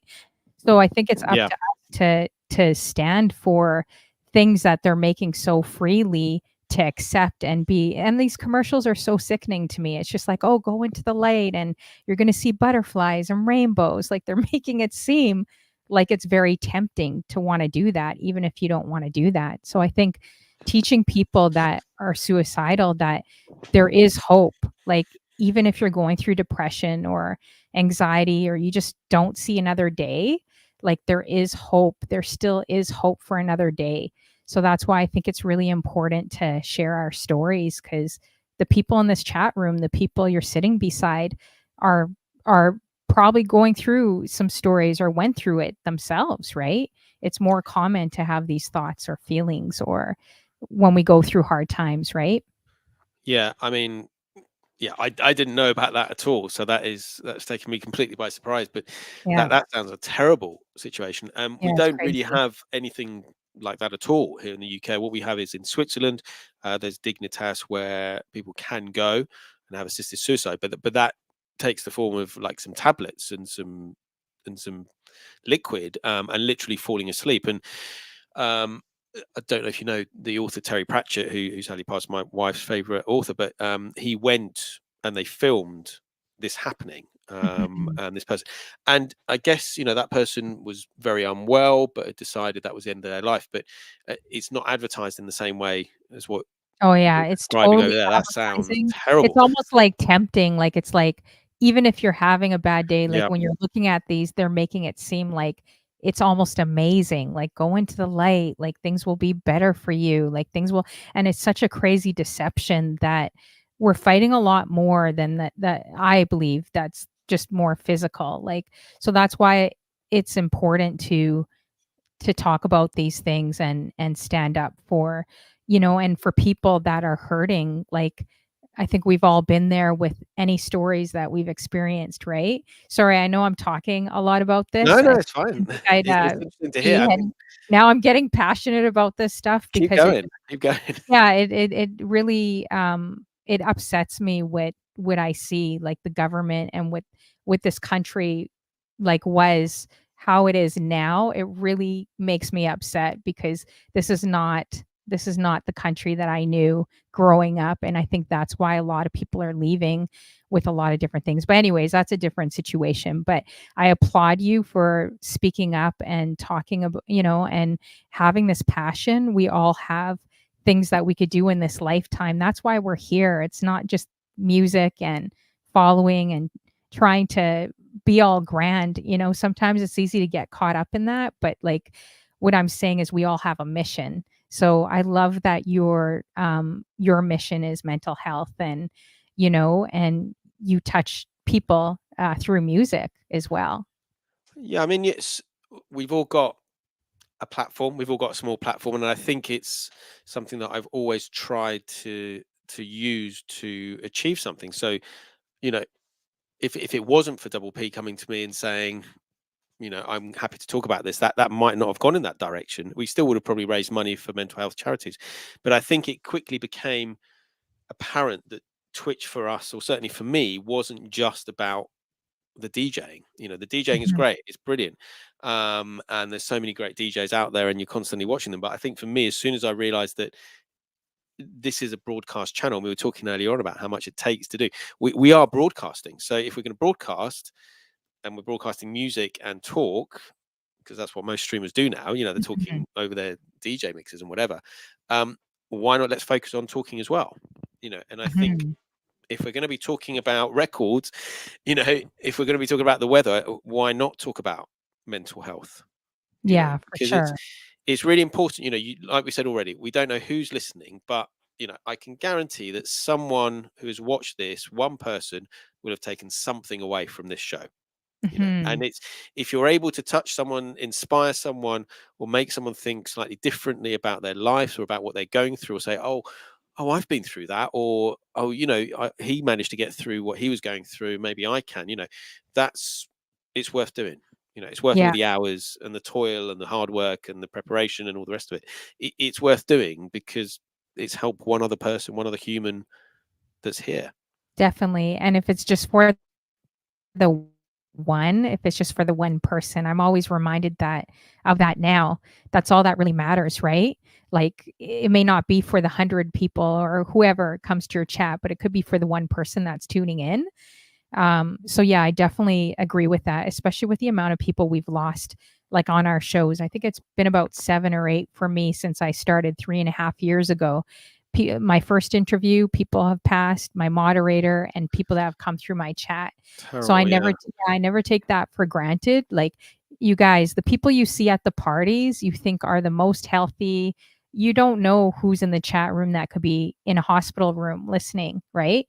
Because they're throwing up Yeah. party emotes. You think they're the ones that are always at the party on Twitch. So that surprised me the most, especially with my moderator, because she was a very hard working, along with all my mods in my chat right now, right? But like you would never know how sick she actually really was, right? So yeah, I think we just have to be mindful and kinder to everyone on social media, right? So. Yeah, and Double P's reminding me, we lost a good friend, Groove the Most, last year. Mhm. And that was terrible because he was an amazing DJ from Philly, friends with Jazzy Jeff, and he was Wow. part of our community. He was playing 45s, and then he just sort of disappeared, and we found out he got really ill. And then you'd see these posts on Instagram of him, in hospital wards, and it was really hard to watch, because you could see the slow demise of someone you knew as a friend, someone I've never met, but someone I'd connected Mhm. with on Twitch, who was part of our community, and then sadly passed. And the first thing we did is we did a fundraising raid train. We were like, right, let's see if we can raise some money to, you know, help in any way that we can. But yeah, it's tough, and I hate to say it, and I say it to quite a few of my friends when I see them out. We are getting older. This is going to get more common. People we know are going to start dying more, because we are Mhm. getting older. And again, it's not a funny thing to say, but it's, we went to a wedding of my friend on Saturday. But Mhm. I said to, when I went to get my hair cut, I was saying to my hairdresser, I was like, nowadays at my age, I'm going to more funerals than I am Mhm. weddings. And it's just interesting how life has taken that sort of different direction. And again, we're also busy. You go to a funeral or whatever it is, and we're also busy, and you just think, okay, you try and compartmentalize the grief or whatever's going through your head then, but it doesn't hit you till later. Yeah, for You've got sure. so much else going on. You're trying to keep going. You're trying your family. You're trying to keep your work going. Trying whatever, and then suddenly, bam! It will hit you. And that's something I think we need to be able to talk about, because it's going to happen more. We're going to lose our parents. We're going to lose other family 100%. members. Yeah. We're going to lose whatever. We're going to get ill. Our friends are going to get cancer. We know people are going to have heart attacks, because this is what happens. As you get older, Mhm. this is what happens. So on top of all the health issues, we need to try and keep our minds agile. And I think streaming is a good way that we can do that, but also open to be able to talk to people about these things that we're going through. Yeah, for sure. I love that. And also, yeah, it's so true. And actually, Mariposa, that's a great comment. I didn't know that. She said that he was DJ Jazzy Jeff's MC. So I didn't know that. That's No, I didn't interesting. know that actually, but yeah, that sounds like it could be true. Hmm. Yeah, they were good friends. Wow. Wow. Yeah, that's amazing. So, yeah, so you never underestimate the power of who you talk to, you guys, like who's in your chat room, whether you stream, whether you don't, always show kindness to people. You don't know what people are definitely going through.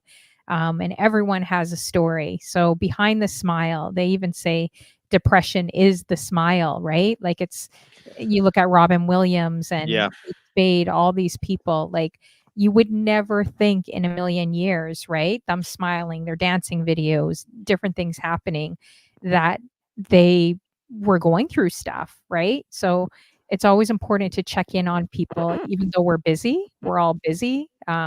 It's important to definitely check in on friends, family, and just people, in and general. I think the way I sort of do that is Mhm. through, and I've done this ever since I've been on Twitch, organizing raid trains or organizing events, because you get people together, and I found that it also gives people a purpose. Mhm. They might have nothing else, like you said. You've always got to find, there's that sort of purpose to keep you going. They might have nothing else, but they know that they've got to show up and do a Twitch stream or something like that. And so it's been a great way to keep people with something to be interested in, and always have something to look forward to. That's something that I've always tried to do. You're doing whatever you're doing this weekend, make sure you've got something to look forward to afterwards, to try and avoid, as we were saying earlier, this sort of drop off and dips. But it's also a way of keeping in touch with people. If Yeah. I know that I've got 2 raid trains or 3 raid trains a week or whatever it is, and we do like a weekly show and we do monthly shows as well, I can check in with people. And I'm like, oh, how you doing? How's it going? Here's like the flyers for this week, blah blah blah. And it's like you're saying, it's like a check-in, um, Mhm. almost like a scheduled check-in, because they're on my shows. I know I've got to check in with them, but it's also serving that purpose of checking in and making sure they're okay.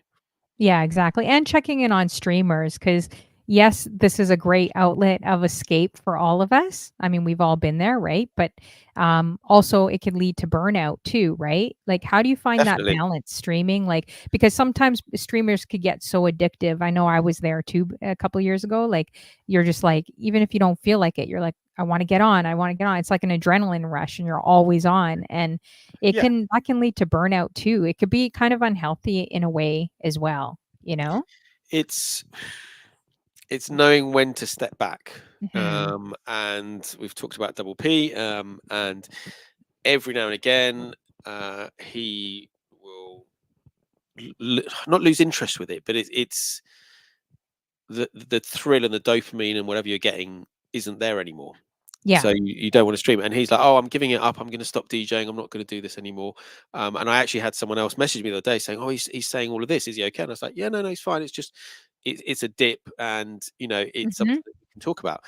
Um, but yeah, there is a lot of burnout. And for example, we didn't quite talk about it, but you're talking about Mhm. playing at the wrong speed, that 33.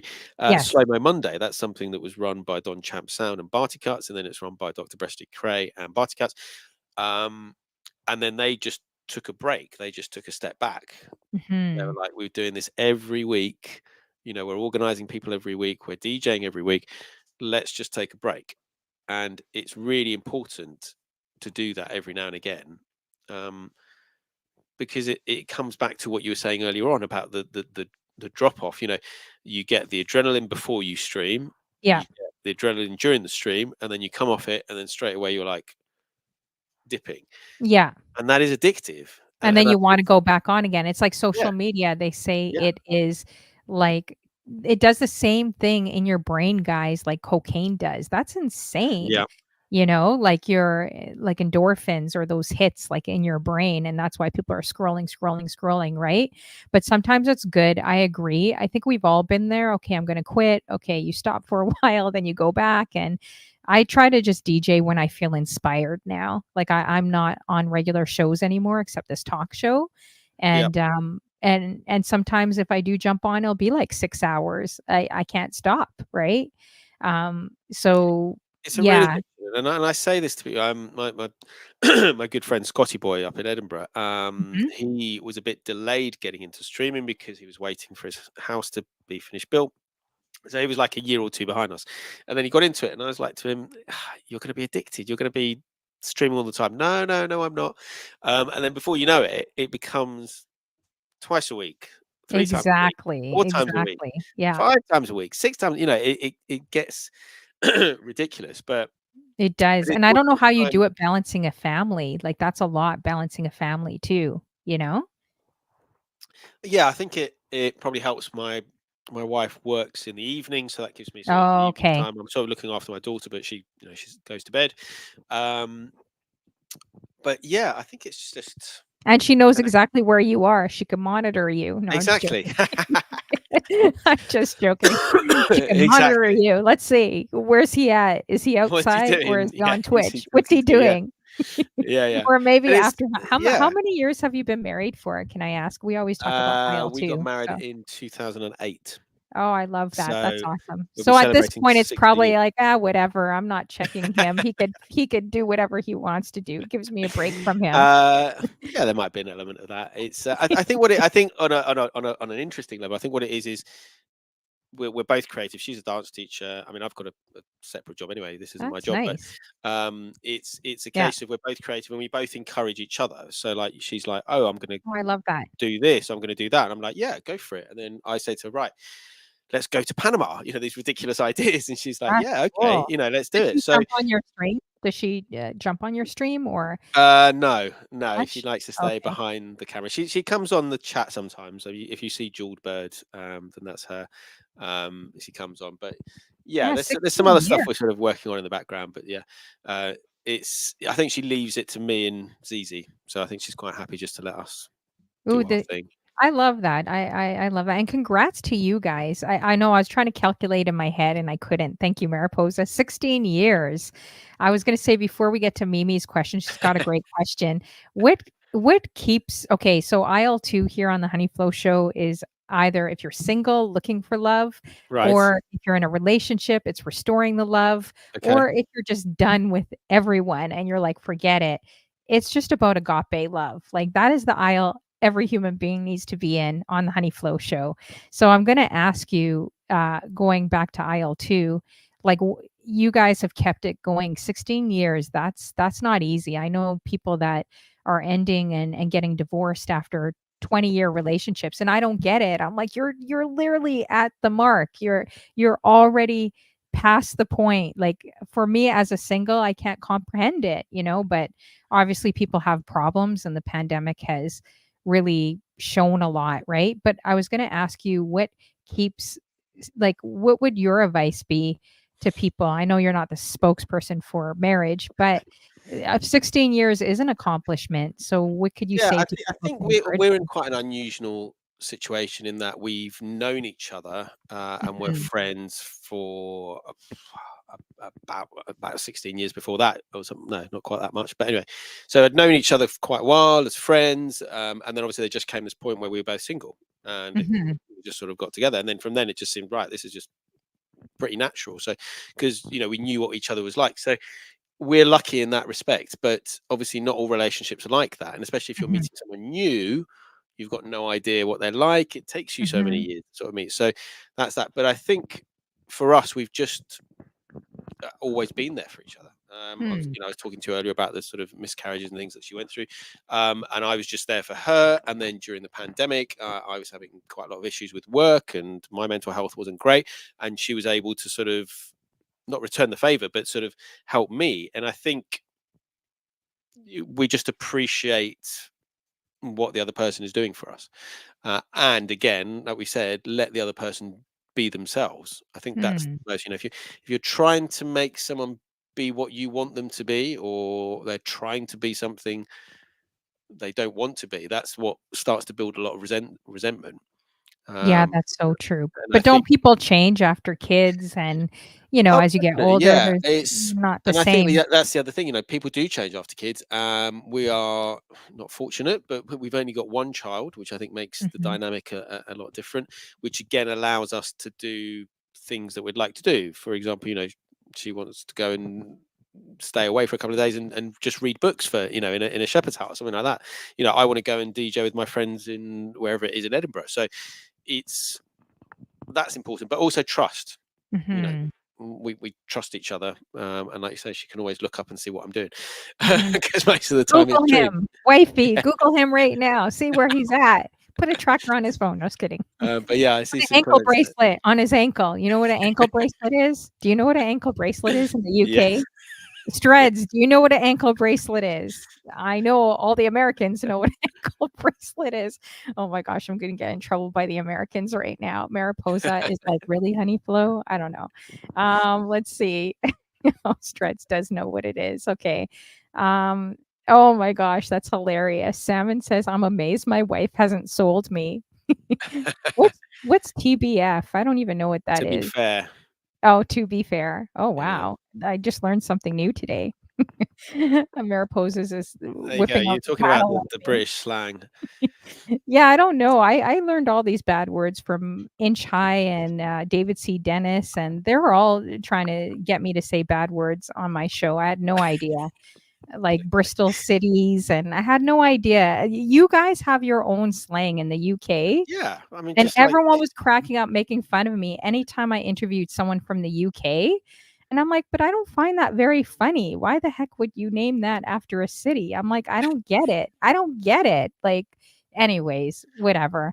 yeah, But they're being bad. In Chai and them, they kept saying, "Honey Flo, say this." And then they're like, "Say that." And I'm like, "No, I'm not gonna say that. What does that mean?" "Yeah, inch high." "Oh, how do you not believe it?" Somebody send the message to inch high. She's a bad gal. She's sweet, I think but that's she's sarcasm. bad. Hmm? That's sarcasm from Oh, she. that's sarcasm? Oh, that's sarcasm? Yeah, she Yeah, was being naughty. I was like, here "I we can't go. believe you're telling me to say this." I'm gonna get kicked off of YouTube and Facebook. I'm glad they don't understand British, like, slang or whatever. But, yeah, they're getting me to say all kinds of stuff, Yeah, and they kept laughing. Let's see here. Oh, and not your average guy. You've been like 20 or 30 years married, right? How you doing? He says never try to mold your partner into the perfect mate. It usually causes problems. Yes, that's exactly. Yeah, so true.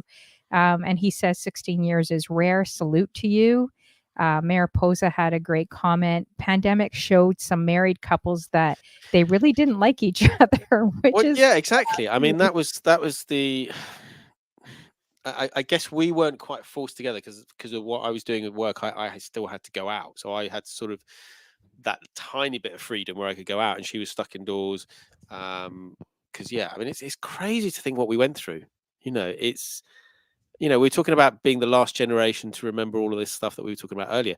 The fact Mhm. that we as adults will remember the pandemics. I mean, what are the kids going to remember? I don't know what the kids are going to. They might not even I'm remember. sure kids will remember this. Maybe not your child because she was much younger, maybe 7 years old, but Yeah, I'm sure anyone that's like 10 years and older will probably remember, I feel bad because a lot of kids couldn't celebrate their grads, their proms. yeah, They couldn't have a normal high school. Like, can you imagine? Remember with us, it was like Degrassi High when we were growing up, in high school or junior high. Like, that was the big thing, your outfits yeah. and what you're wearing and going out and mingling with your friends, and to have none of that, oh, I don't know. That would be a lot. It's tough, and I think again, it's we're not going to know for many years the entire Yeah, impact of what it's had on all of us. so true. Not your average guy Yeah, says, "The pandemic tested a lot of marriages. If yours survived, yeah, congrats." yeah. I So mean, it was true. forced. You were forced to spend time with each other. Yes. Not There's no, even just marriages, I think it's yeah, also friendships, relationships, it's families. coworkers, it's whether you're vaccinated, whether you weren't, and that huge divide, that they kind of created amongst humanity, like, which is crazy, but yeah, I think it would be even harder in a home as well. Oh wow, she was a police officer. Oh my gosh, I'm like fangirling your wife. DJ Double says my wife was still working during pandemic due to being a police officer. Wow. Oh She my she gosh. DJs. She's one of our Oh, is she? lady DJs. Yeah, Lady What's her Pitsy. Oh, could you drop her name? She's well, I say DJ she's Double? she's not like a regular streamer. She does some Oh. of our special events, like when we do International Women's Day, Oh, nice. or it's a whole family. It's amazing. It's so Paul is double P. He DJs as one of our 45s DJs. His son Minimal P and his wife, and they've Mhm. done sets where all three of them are DJing together. It's incredible. Oh my gosh, not your average guys making me Yeah, laugh. if your Goes kids still through. If your kids still like you, congrats as there well. is that as well. Yeah. Oh my gosh, I think we need to interview him next. He's probably got some spicy, crazy stories. Okay, so I know Mimi Berry had a question up here. I Yeah, posted where was that? that was really good. She says, "How do you decide to take a break when you have the craving to be on, which is very true, but know you really need a break?" And I'm gonna ask you that one. Yeah, um, I probably get a little bit moody, and the problem is I just replace it with my phone. I know. Um, I do too. It's it's really annoying horrible. because I'm just sitting. I can see where I'm sitting there, and I'm like, I want to stream, but I don't want to stream. It's difficult because I stream quite a lot. Not for Mhm. I'm not like 2, 3, 4, 5 hour sort of streams. I just stream like an hour and then maybe another hour and then maybe a talk show or whatever it is, so it's a little bit more broken up. Mhm. Um, but yeah, it's a real addiction, you know. It is a I think real for me, addiction. I'm now working on what I want to do in the autumn, in the fall, to sort of basically try and cut down how much I'm streaming, but try and make it work so a bit streaming smarter rather than harder. And I've got a few ideas. It's just getting a few people on board and saying, right, let's go with this. Let's see if this could work. So, for example, you'd be live for 3 or 4 hours, like we're doing now with dual streaming. Mhm. But you're live for 3 or 4 hours, but you're only actually DJing for an hour. But there is a show that's going on each of these persons' communities. So, yeah, I need to cut back, I think, a little bit, but I think I just need to focus on what sort of shows I want to be doing going forwards. Mhm. Yeah. Hey, we got Insty Does It. Do you know that person? Insty Does It? I think so. I think they're probably from my yeah, Okay. they're in my chat. Yeah. Hey, Yeah, so Instinct. for Great to all see you you. guys that don't know, we're streaming to his channel and a few others of his channels. The chat and everything is actually on my channel under DJ Yeah. Honeyflow, but make sure you guys are adding 45 Day. It's been such a great interview as well. So thanks for coming through, you guys. We appreciate you. Oh, Tilt, I had no idea you married someone from the UK. I didn't know that. Interesting. Let's see. Yeah, so make sure you guys are adding him. Definitely. Good to see you. Insty does it as well. And I know we're going to be wrapping up soon, but I was going to ask you, like, if you had anything on your DJ bucket list, whether it's like DJing an arena on a stage or massive, crazy festival like Coachella, like, what would that look like to you? What would you want to do on your bucket list for DJing? That's a really good question. Um, I think I've DJed at Glastonbury, but I've only DJed at sort of Nice. crew bars and some of those things. I think getting to DJ on some of the bigger stages, it's not going to happen. I don't think it's going to happen. But I think in reality, it's being able for me to put on my own thing, I think, is what I'd Hmm. like to do. I've started. We've done a little camping and music weekend last year with the 45 kids and Zizi, and we had other kids, and we've got another one happening in a few weeks' time. But yeah, I think it's a difficult one because I think if you'd asked me that 20 years ago, I think I would have said, I Hmm. want to be on this stage, or I want to be in this club, or I want to be in this. But um, that's not really what drives me anymore. Yeah. What drives me is the community and putting something on. And I don't even have to be like the headline DJ at my own events because that's not really what I'm interested in. How about DJing on a Twitch I call? like That that. sounds good. That sounds good. Yeah, that could be interesting.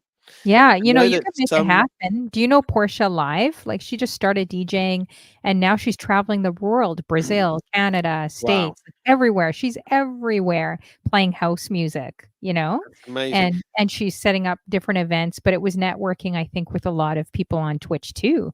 So they're just setting it up city to city, right? I could see that Yeah. happening for you. I mean, we're sort of I mean, you've it's already done it in different it's not countries. quite that. It's not a cruise, but next week we're going to Hamburg, and what started off as a tiny little idea, I was talking to my man Swalansky, and I saw that they were doing 45s events on a boat party in Hamburg.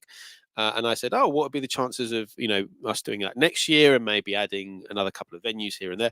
And he said, "Yeah, let's do it." And then we got NMX involved and Emu.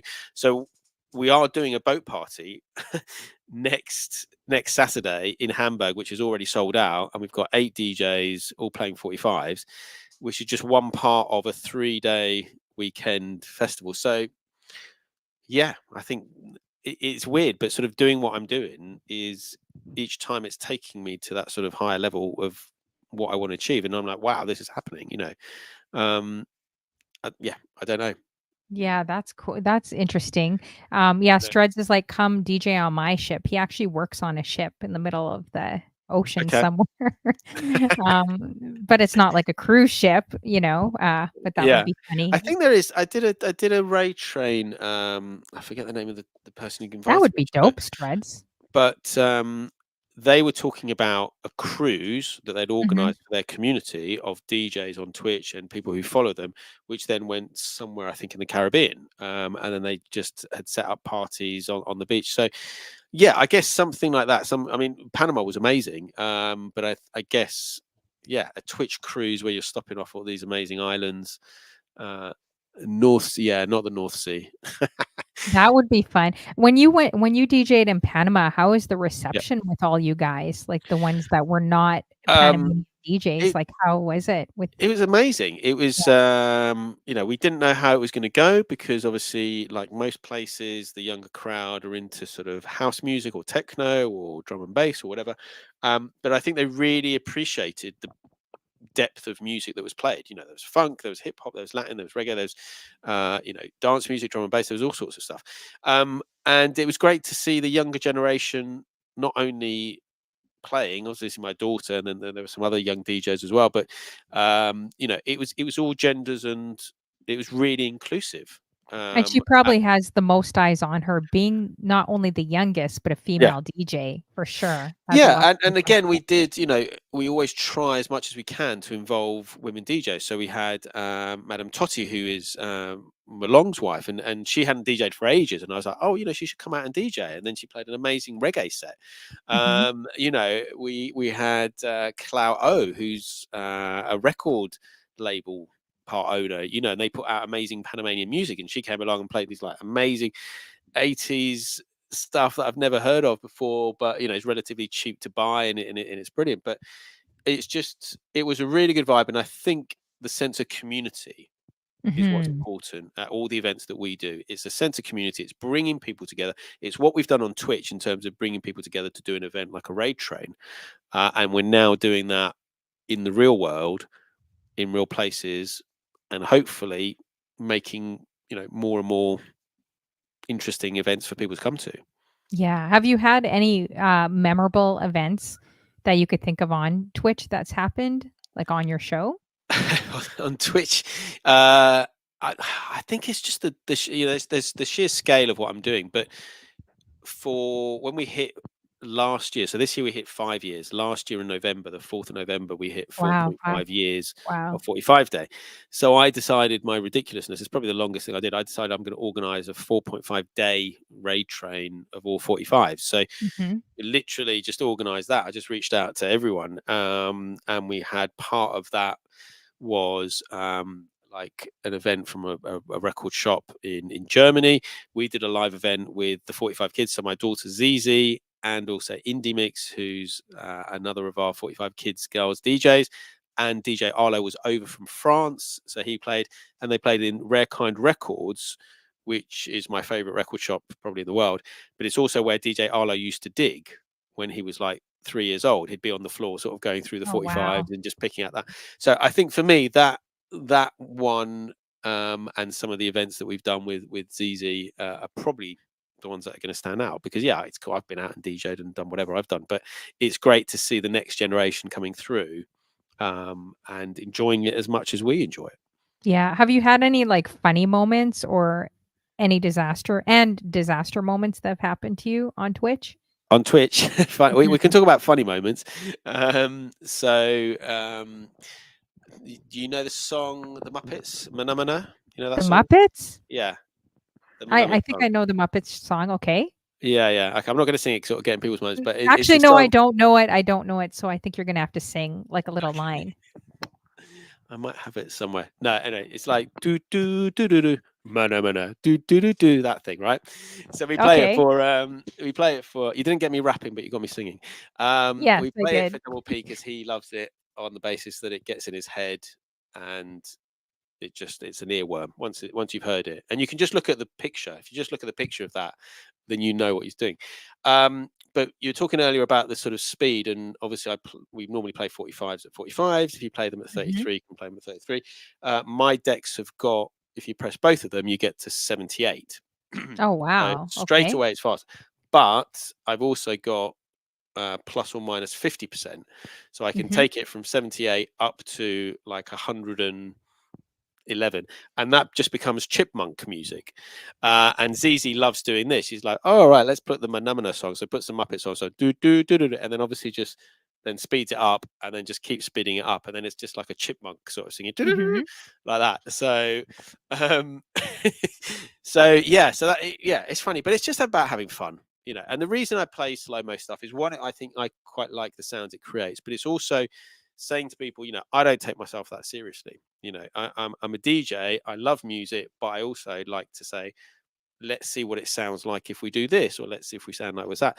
So we have a lot of fun, you know. Mhm. And some other stuff we do on my coffee and donuts set on a Saturday morning is, I've got a few sections. So we've got like cover of the week, or we've got like edit of the week.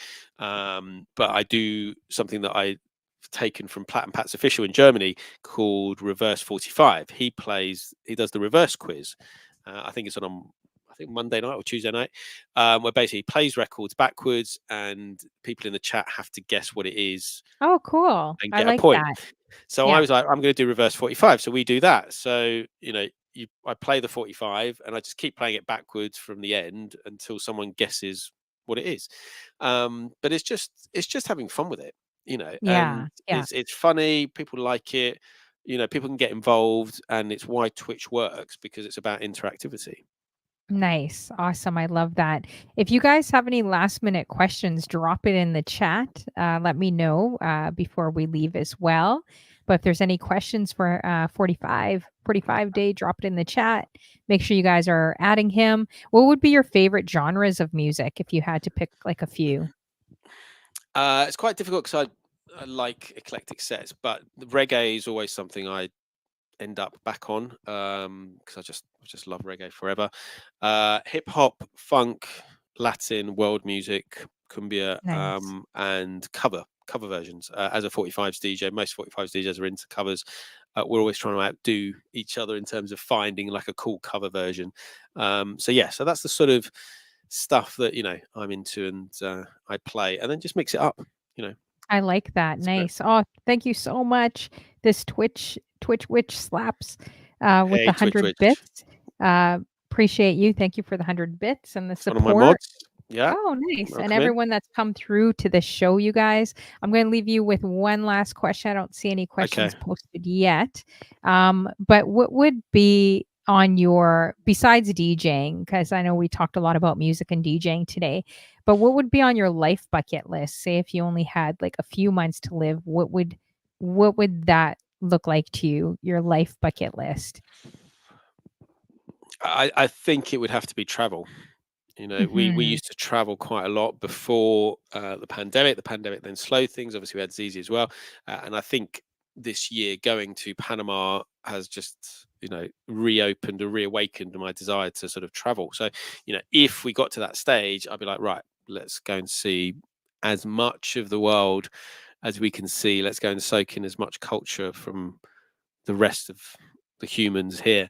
So yeah, travel definitely. Yeah, and that's very achievable. That's why I like Yeah, asking that question, because a lot of people think it's like, "Oh, I'll wait until I retire, or I'll wait until I do this," or, but it makes people think that question that they can actually do it now if they yeah. plan, right? I mean, if you're able to do it with a family and plan all of this in Panama, I think that's incredible.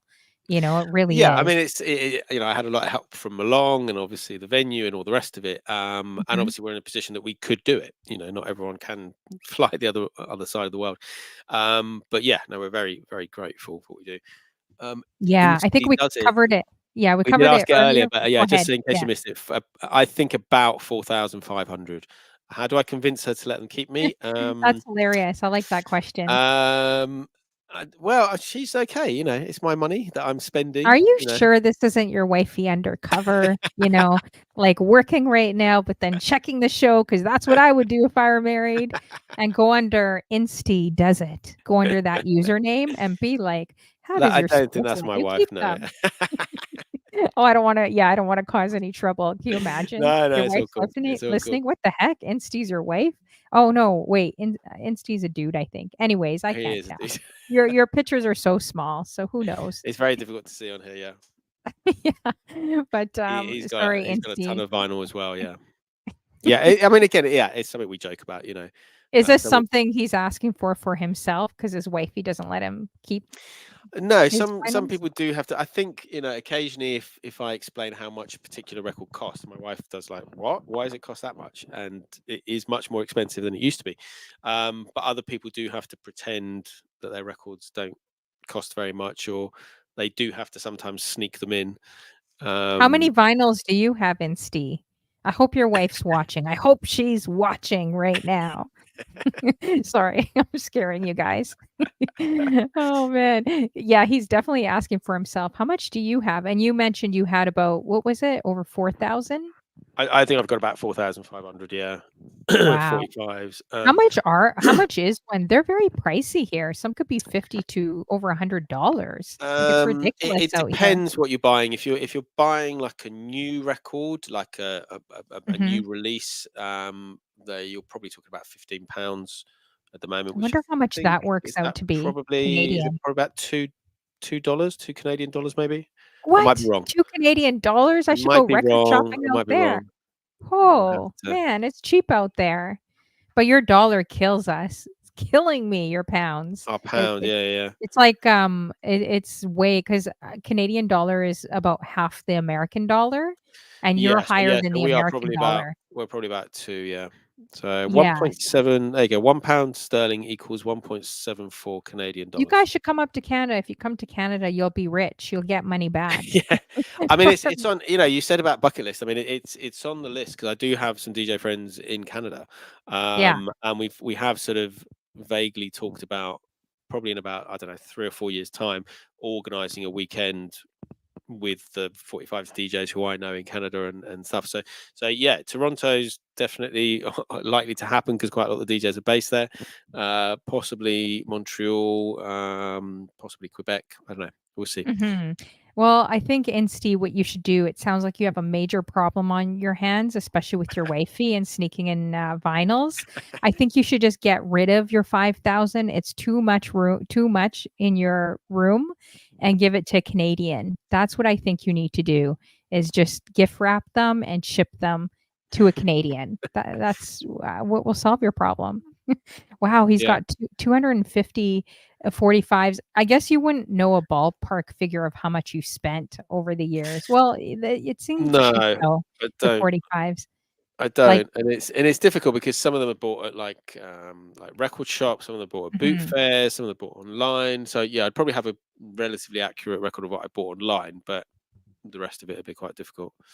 So Wow. Yeah, that's crazy. Well, I wanna thank you so much for I don't think thank I you. see any other questions here, but thank you so much for this interview, staying as long as you did as well. It was such a great conversation with you, and, looking forward to checking out your shows, more. Actually, why don't you let people know when you're on?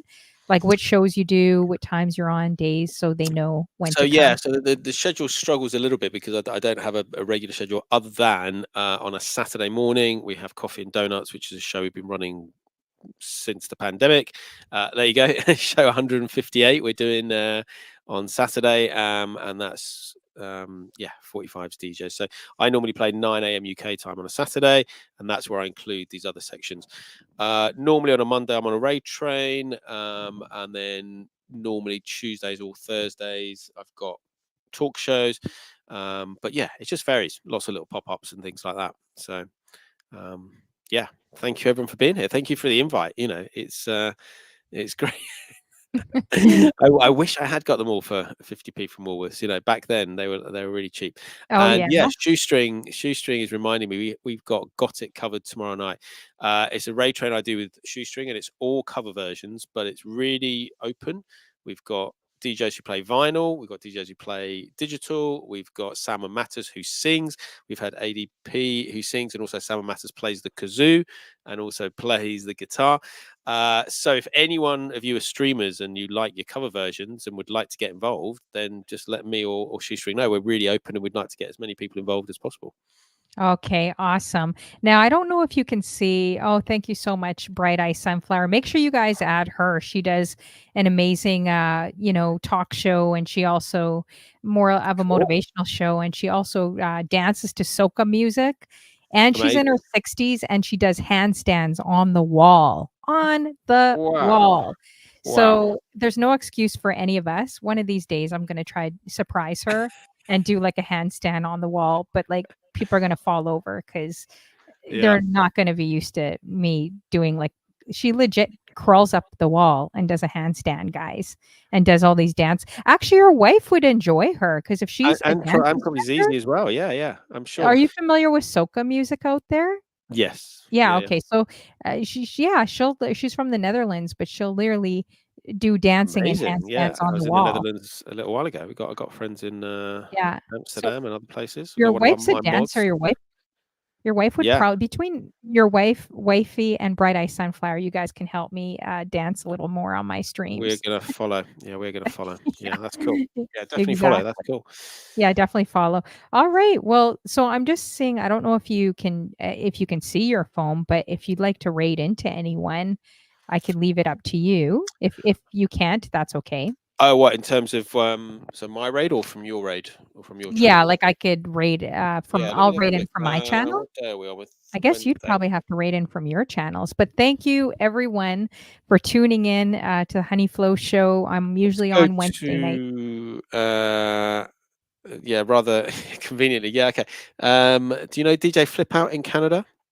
Oh, actually, let's And see, see. I'm so gonna it's just literally DJ and then FLIPOUT. There's no underscores. There's nothing.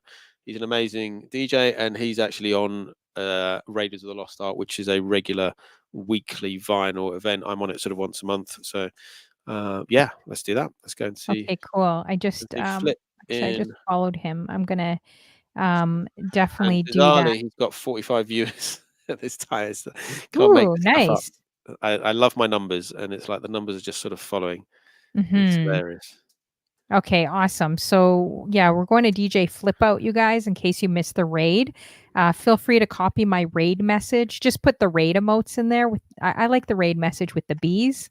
It's just fun and cute. We're raiding in, uh, yeah, with the bees here. So, yeah, definitely copy the raid message. I'm just trying to.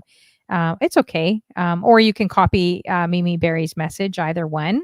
But here it is. Oh, how did you do that? I need to figure that out. How did you do that?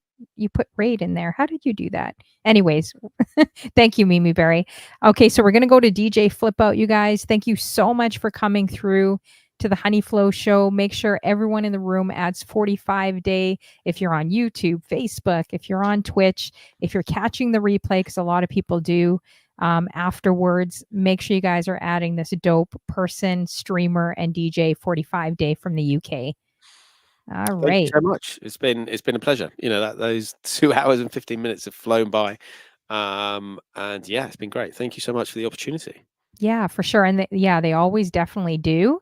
And if you wanna say bye to anyone in the chat, feel Yeah, free just take to. it easy, everyone. I'm going to see you all probably tomorrow if I got it covered. But yeah, Salmon Matters, Double P. We probably had Staffy Smile in there as well, Shoestring, and Strads, and anyone I've missed. Anyone I've missed, I think. But yeah, thank you everyone for being here. Okay. Thank you for Oh, joining. did I do this wrong? It keeps saying it won't accept it. Mimi Berry, are you able to raid out to DJ Flip Out? I'm not sure if you Let's are. see. I don't know why. I Uh, just punched it in and it won't accept the raid. I don't know why. Did I do okay, this I wrong? think You have to mine go forward slash. Oh, maybe because forward I slash RAID. whoops, I put raid out. No, no, it's That's fine. probably why. I haven't done it in a while, guys. Okay, here, I think I got it. Okay. Uh, oh, I did put at. Okay, I think the raid's going, you guys. We're gonna try it. Thank you guys for coming through. Feel free to hit the follow tab, hit it on 45 day. And if you're enjoying the interview, check me out. Hit the follow tab, DJ Honeyflow. And I am on every Wednesday night too on my talk show and just pop ups whenever I feel like it. So definitely stay tuned. Thank you, DJ 777, Struds, Mimi Berry, who else? Yeah, I do see it going through. Salmon Mattis, from the beginning of the show, some of you guys have been here. Thank you so much. Let's see here. Mariposa. Um, so many people. Bright Eye Sunflower.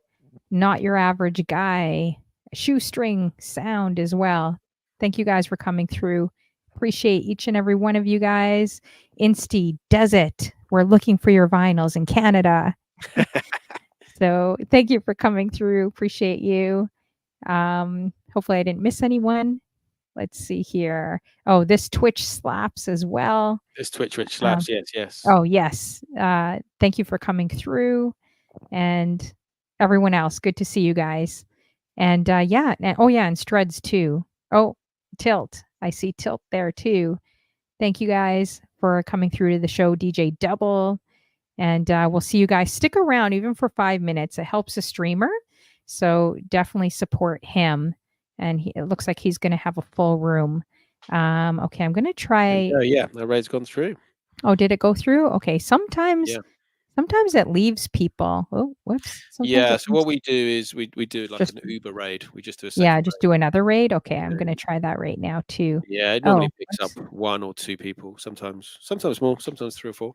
Yeah, I wonder why it does that. I miss the hosting and some of the stuff we had on Oh, Twitch. I sort of miss it, but then I don't because we were following so many channels. I found that But you then had you know where everyone is, right? Because the yeah, hosting's yeah, on there your is that, channel? yeah. Yeah, Which is so I kinda miss that. sort of coming back to my idea of, streaming on more than one channel, if you know you're checking out a raid train, for example, and you've got 4 streamers, you could go to Mhm. any of their 4 channels and you pick up the raid. Yeah, you don't do you stream on multiple channels at the same time? Only when I'm doing the talk shows. Oh, okay, yeah, So the talk shows, yeah, yeah. So normally I do Twitch, Instagram, and either Facebook or YouTube. So tonight I'm just doing Twitch and YouTube. yeah, But I gotta figure out when I'm DJing, it's just on Twitch. I gotta figure out Instagram, I haven't done that yet, so I gotta definitely figure that out. Yeah, it's about reels. It's doing reels, but it's hard because people have It got such is, you a short gotta edit. attention span. Yeah, Yeah, you gotta edit those you gotta edit your yeah, stuff. yeah, I yeah. haven't done that to any of my talk shows, I gotta definitely do that. But, yeah, I hope you have a great night, keep in touch. It was Thank you such so a much. great Yeah, definitely, conversation. definitely. I'll send Yeah, you because I've got some stuff that I can chop up that I've been using for reels. But yeah, I can sort awesome. of throw it in and then we'll see what comes out. Yeah, for Yeah, sure, and, cool. But yeah, yeah, no, thank you so much for the opportunity. We'll do it. We might do a return one. Like I yes, said, I'm working of on some course. new shows in the autumn. So once I get there and I've got those focused in, then I can start working out guests and stuff like that. So yeah, Yeah, definitely, I'd definitely be down. Alright, yeah, well, it was a pleasure cool. getting to know you, and You too. have a great night. We'll definitely talk soon. Definitely take it easy. Okay, see ya.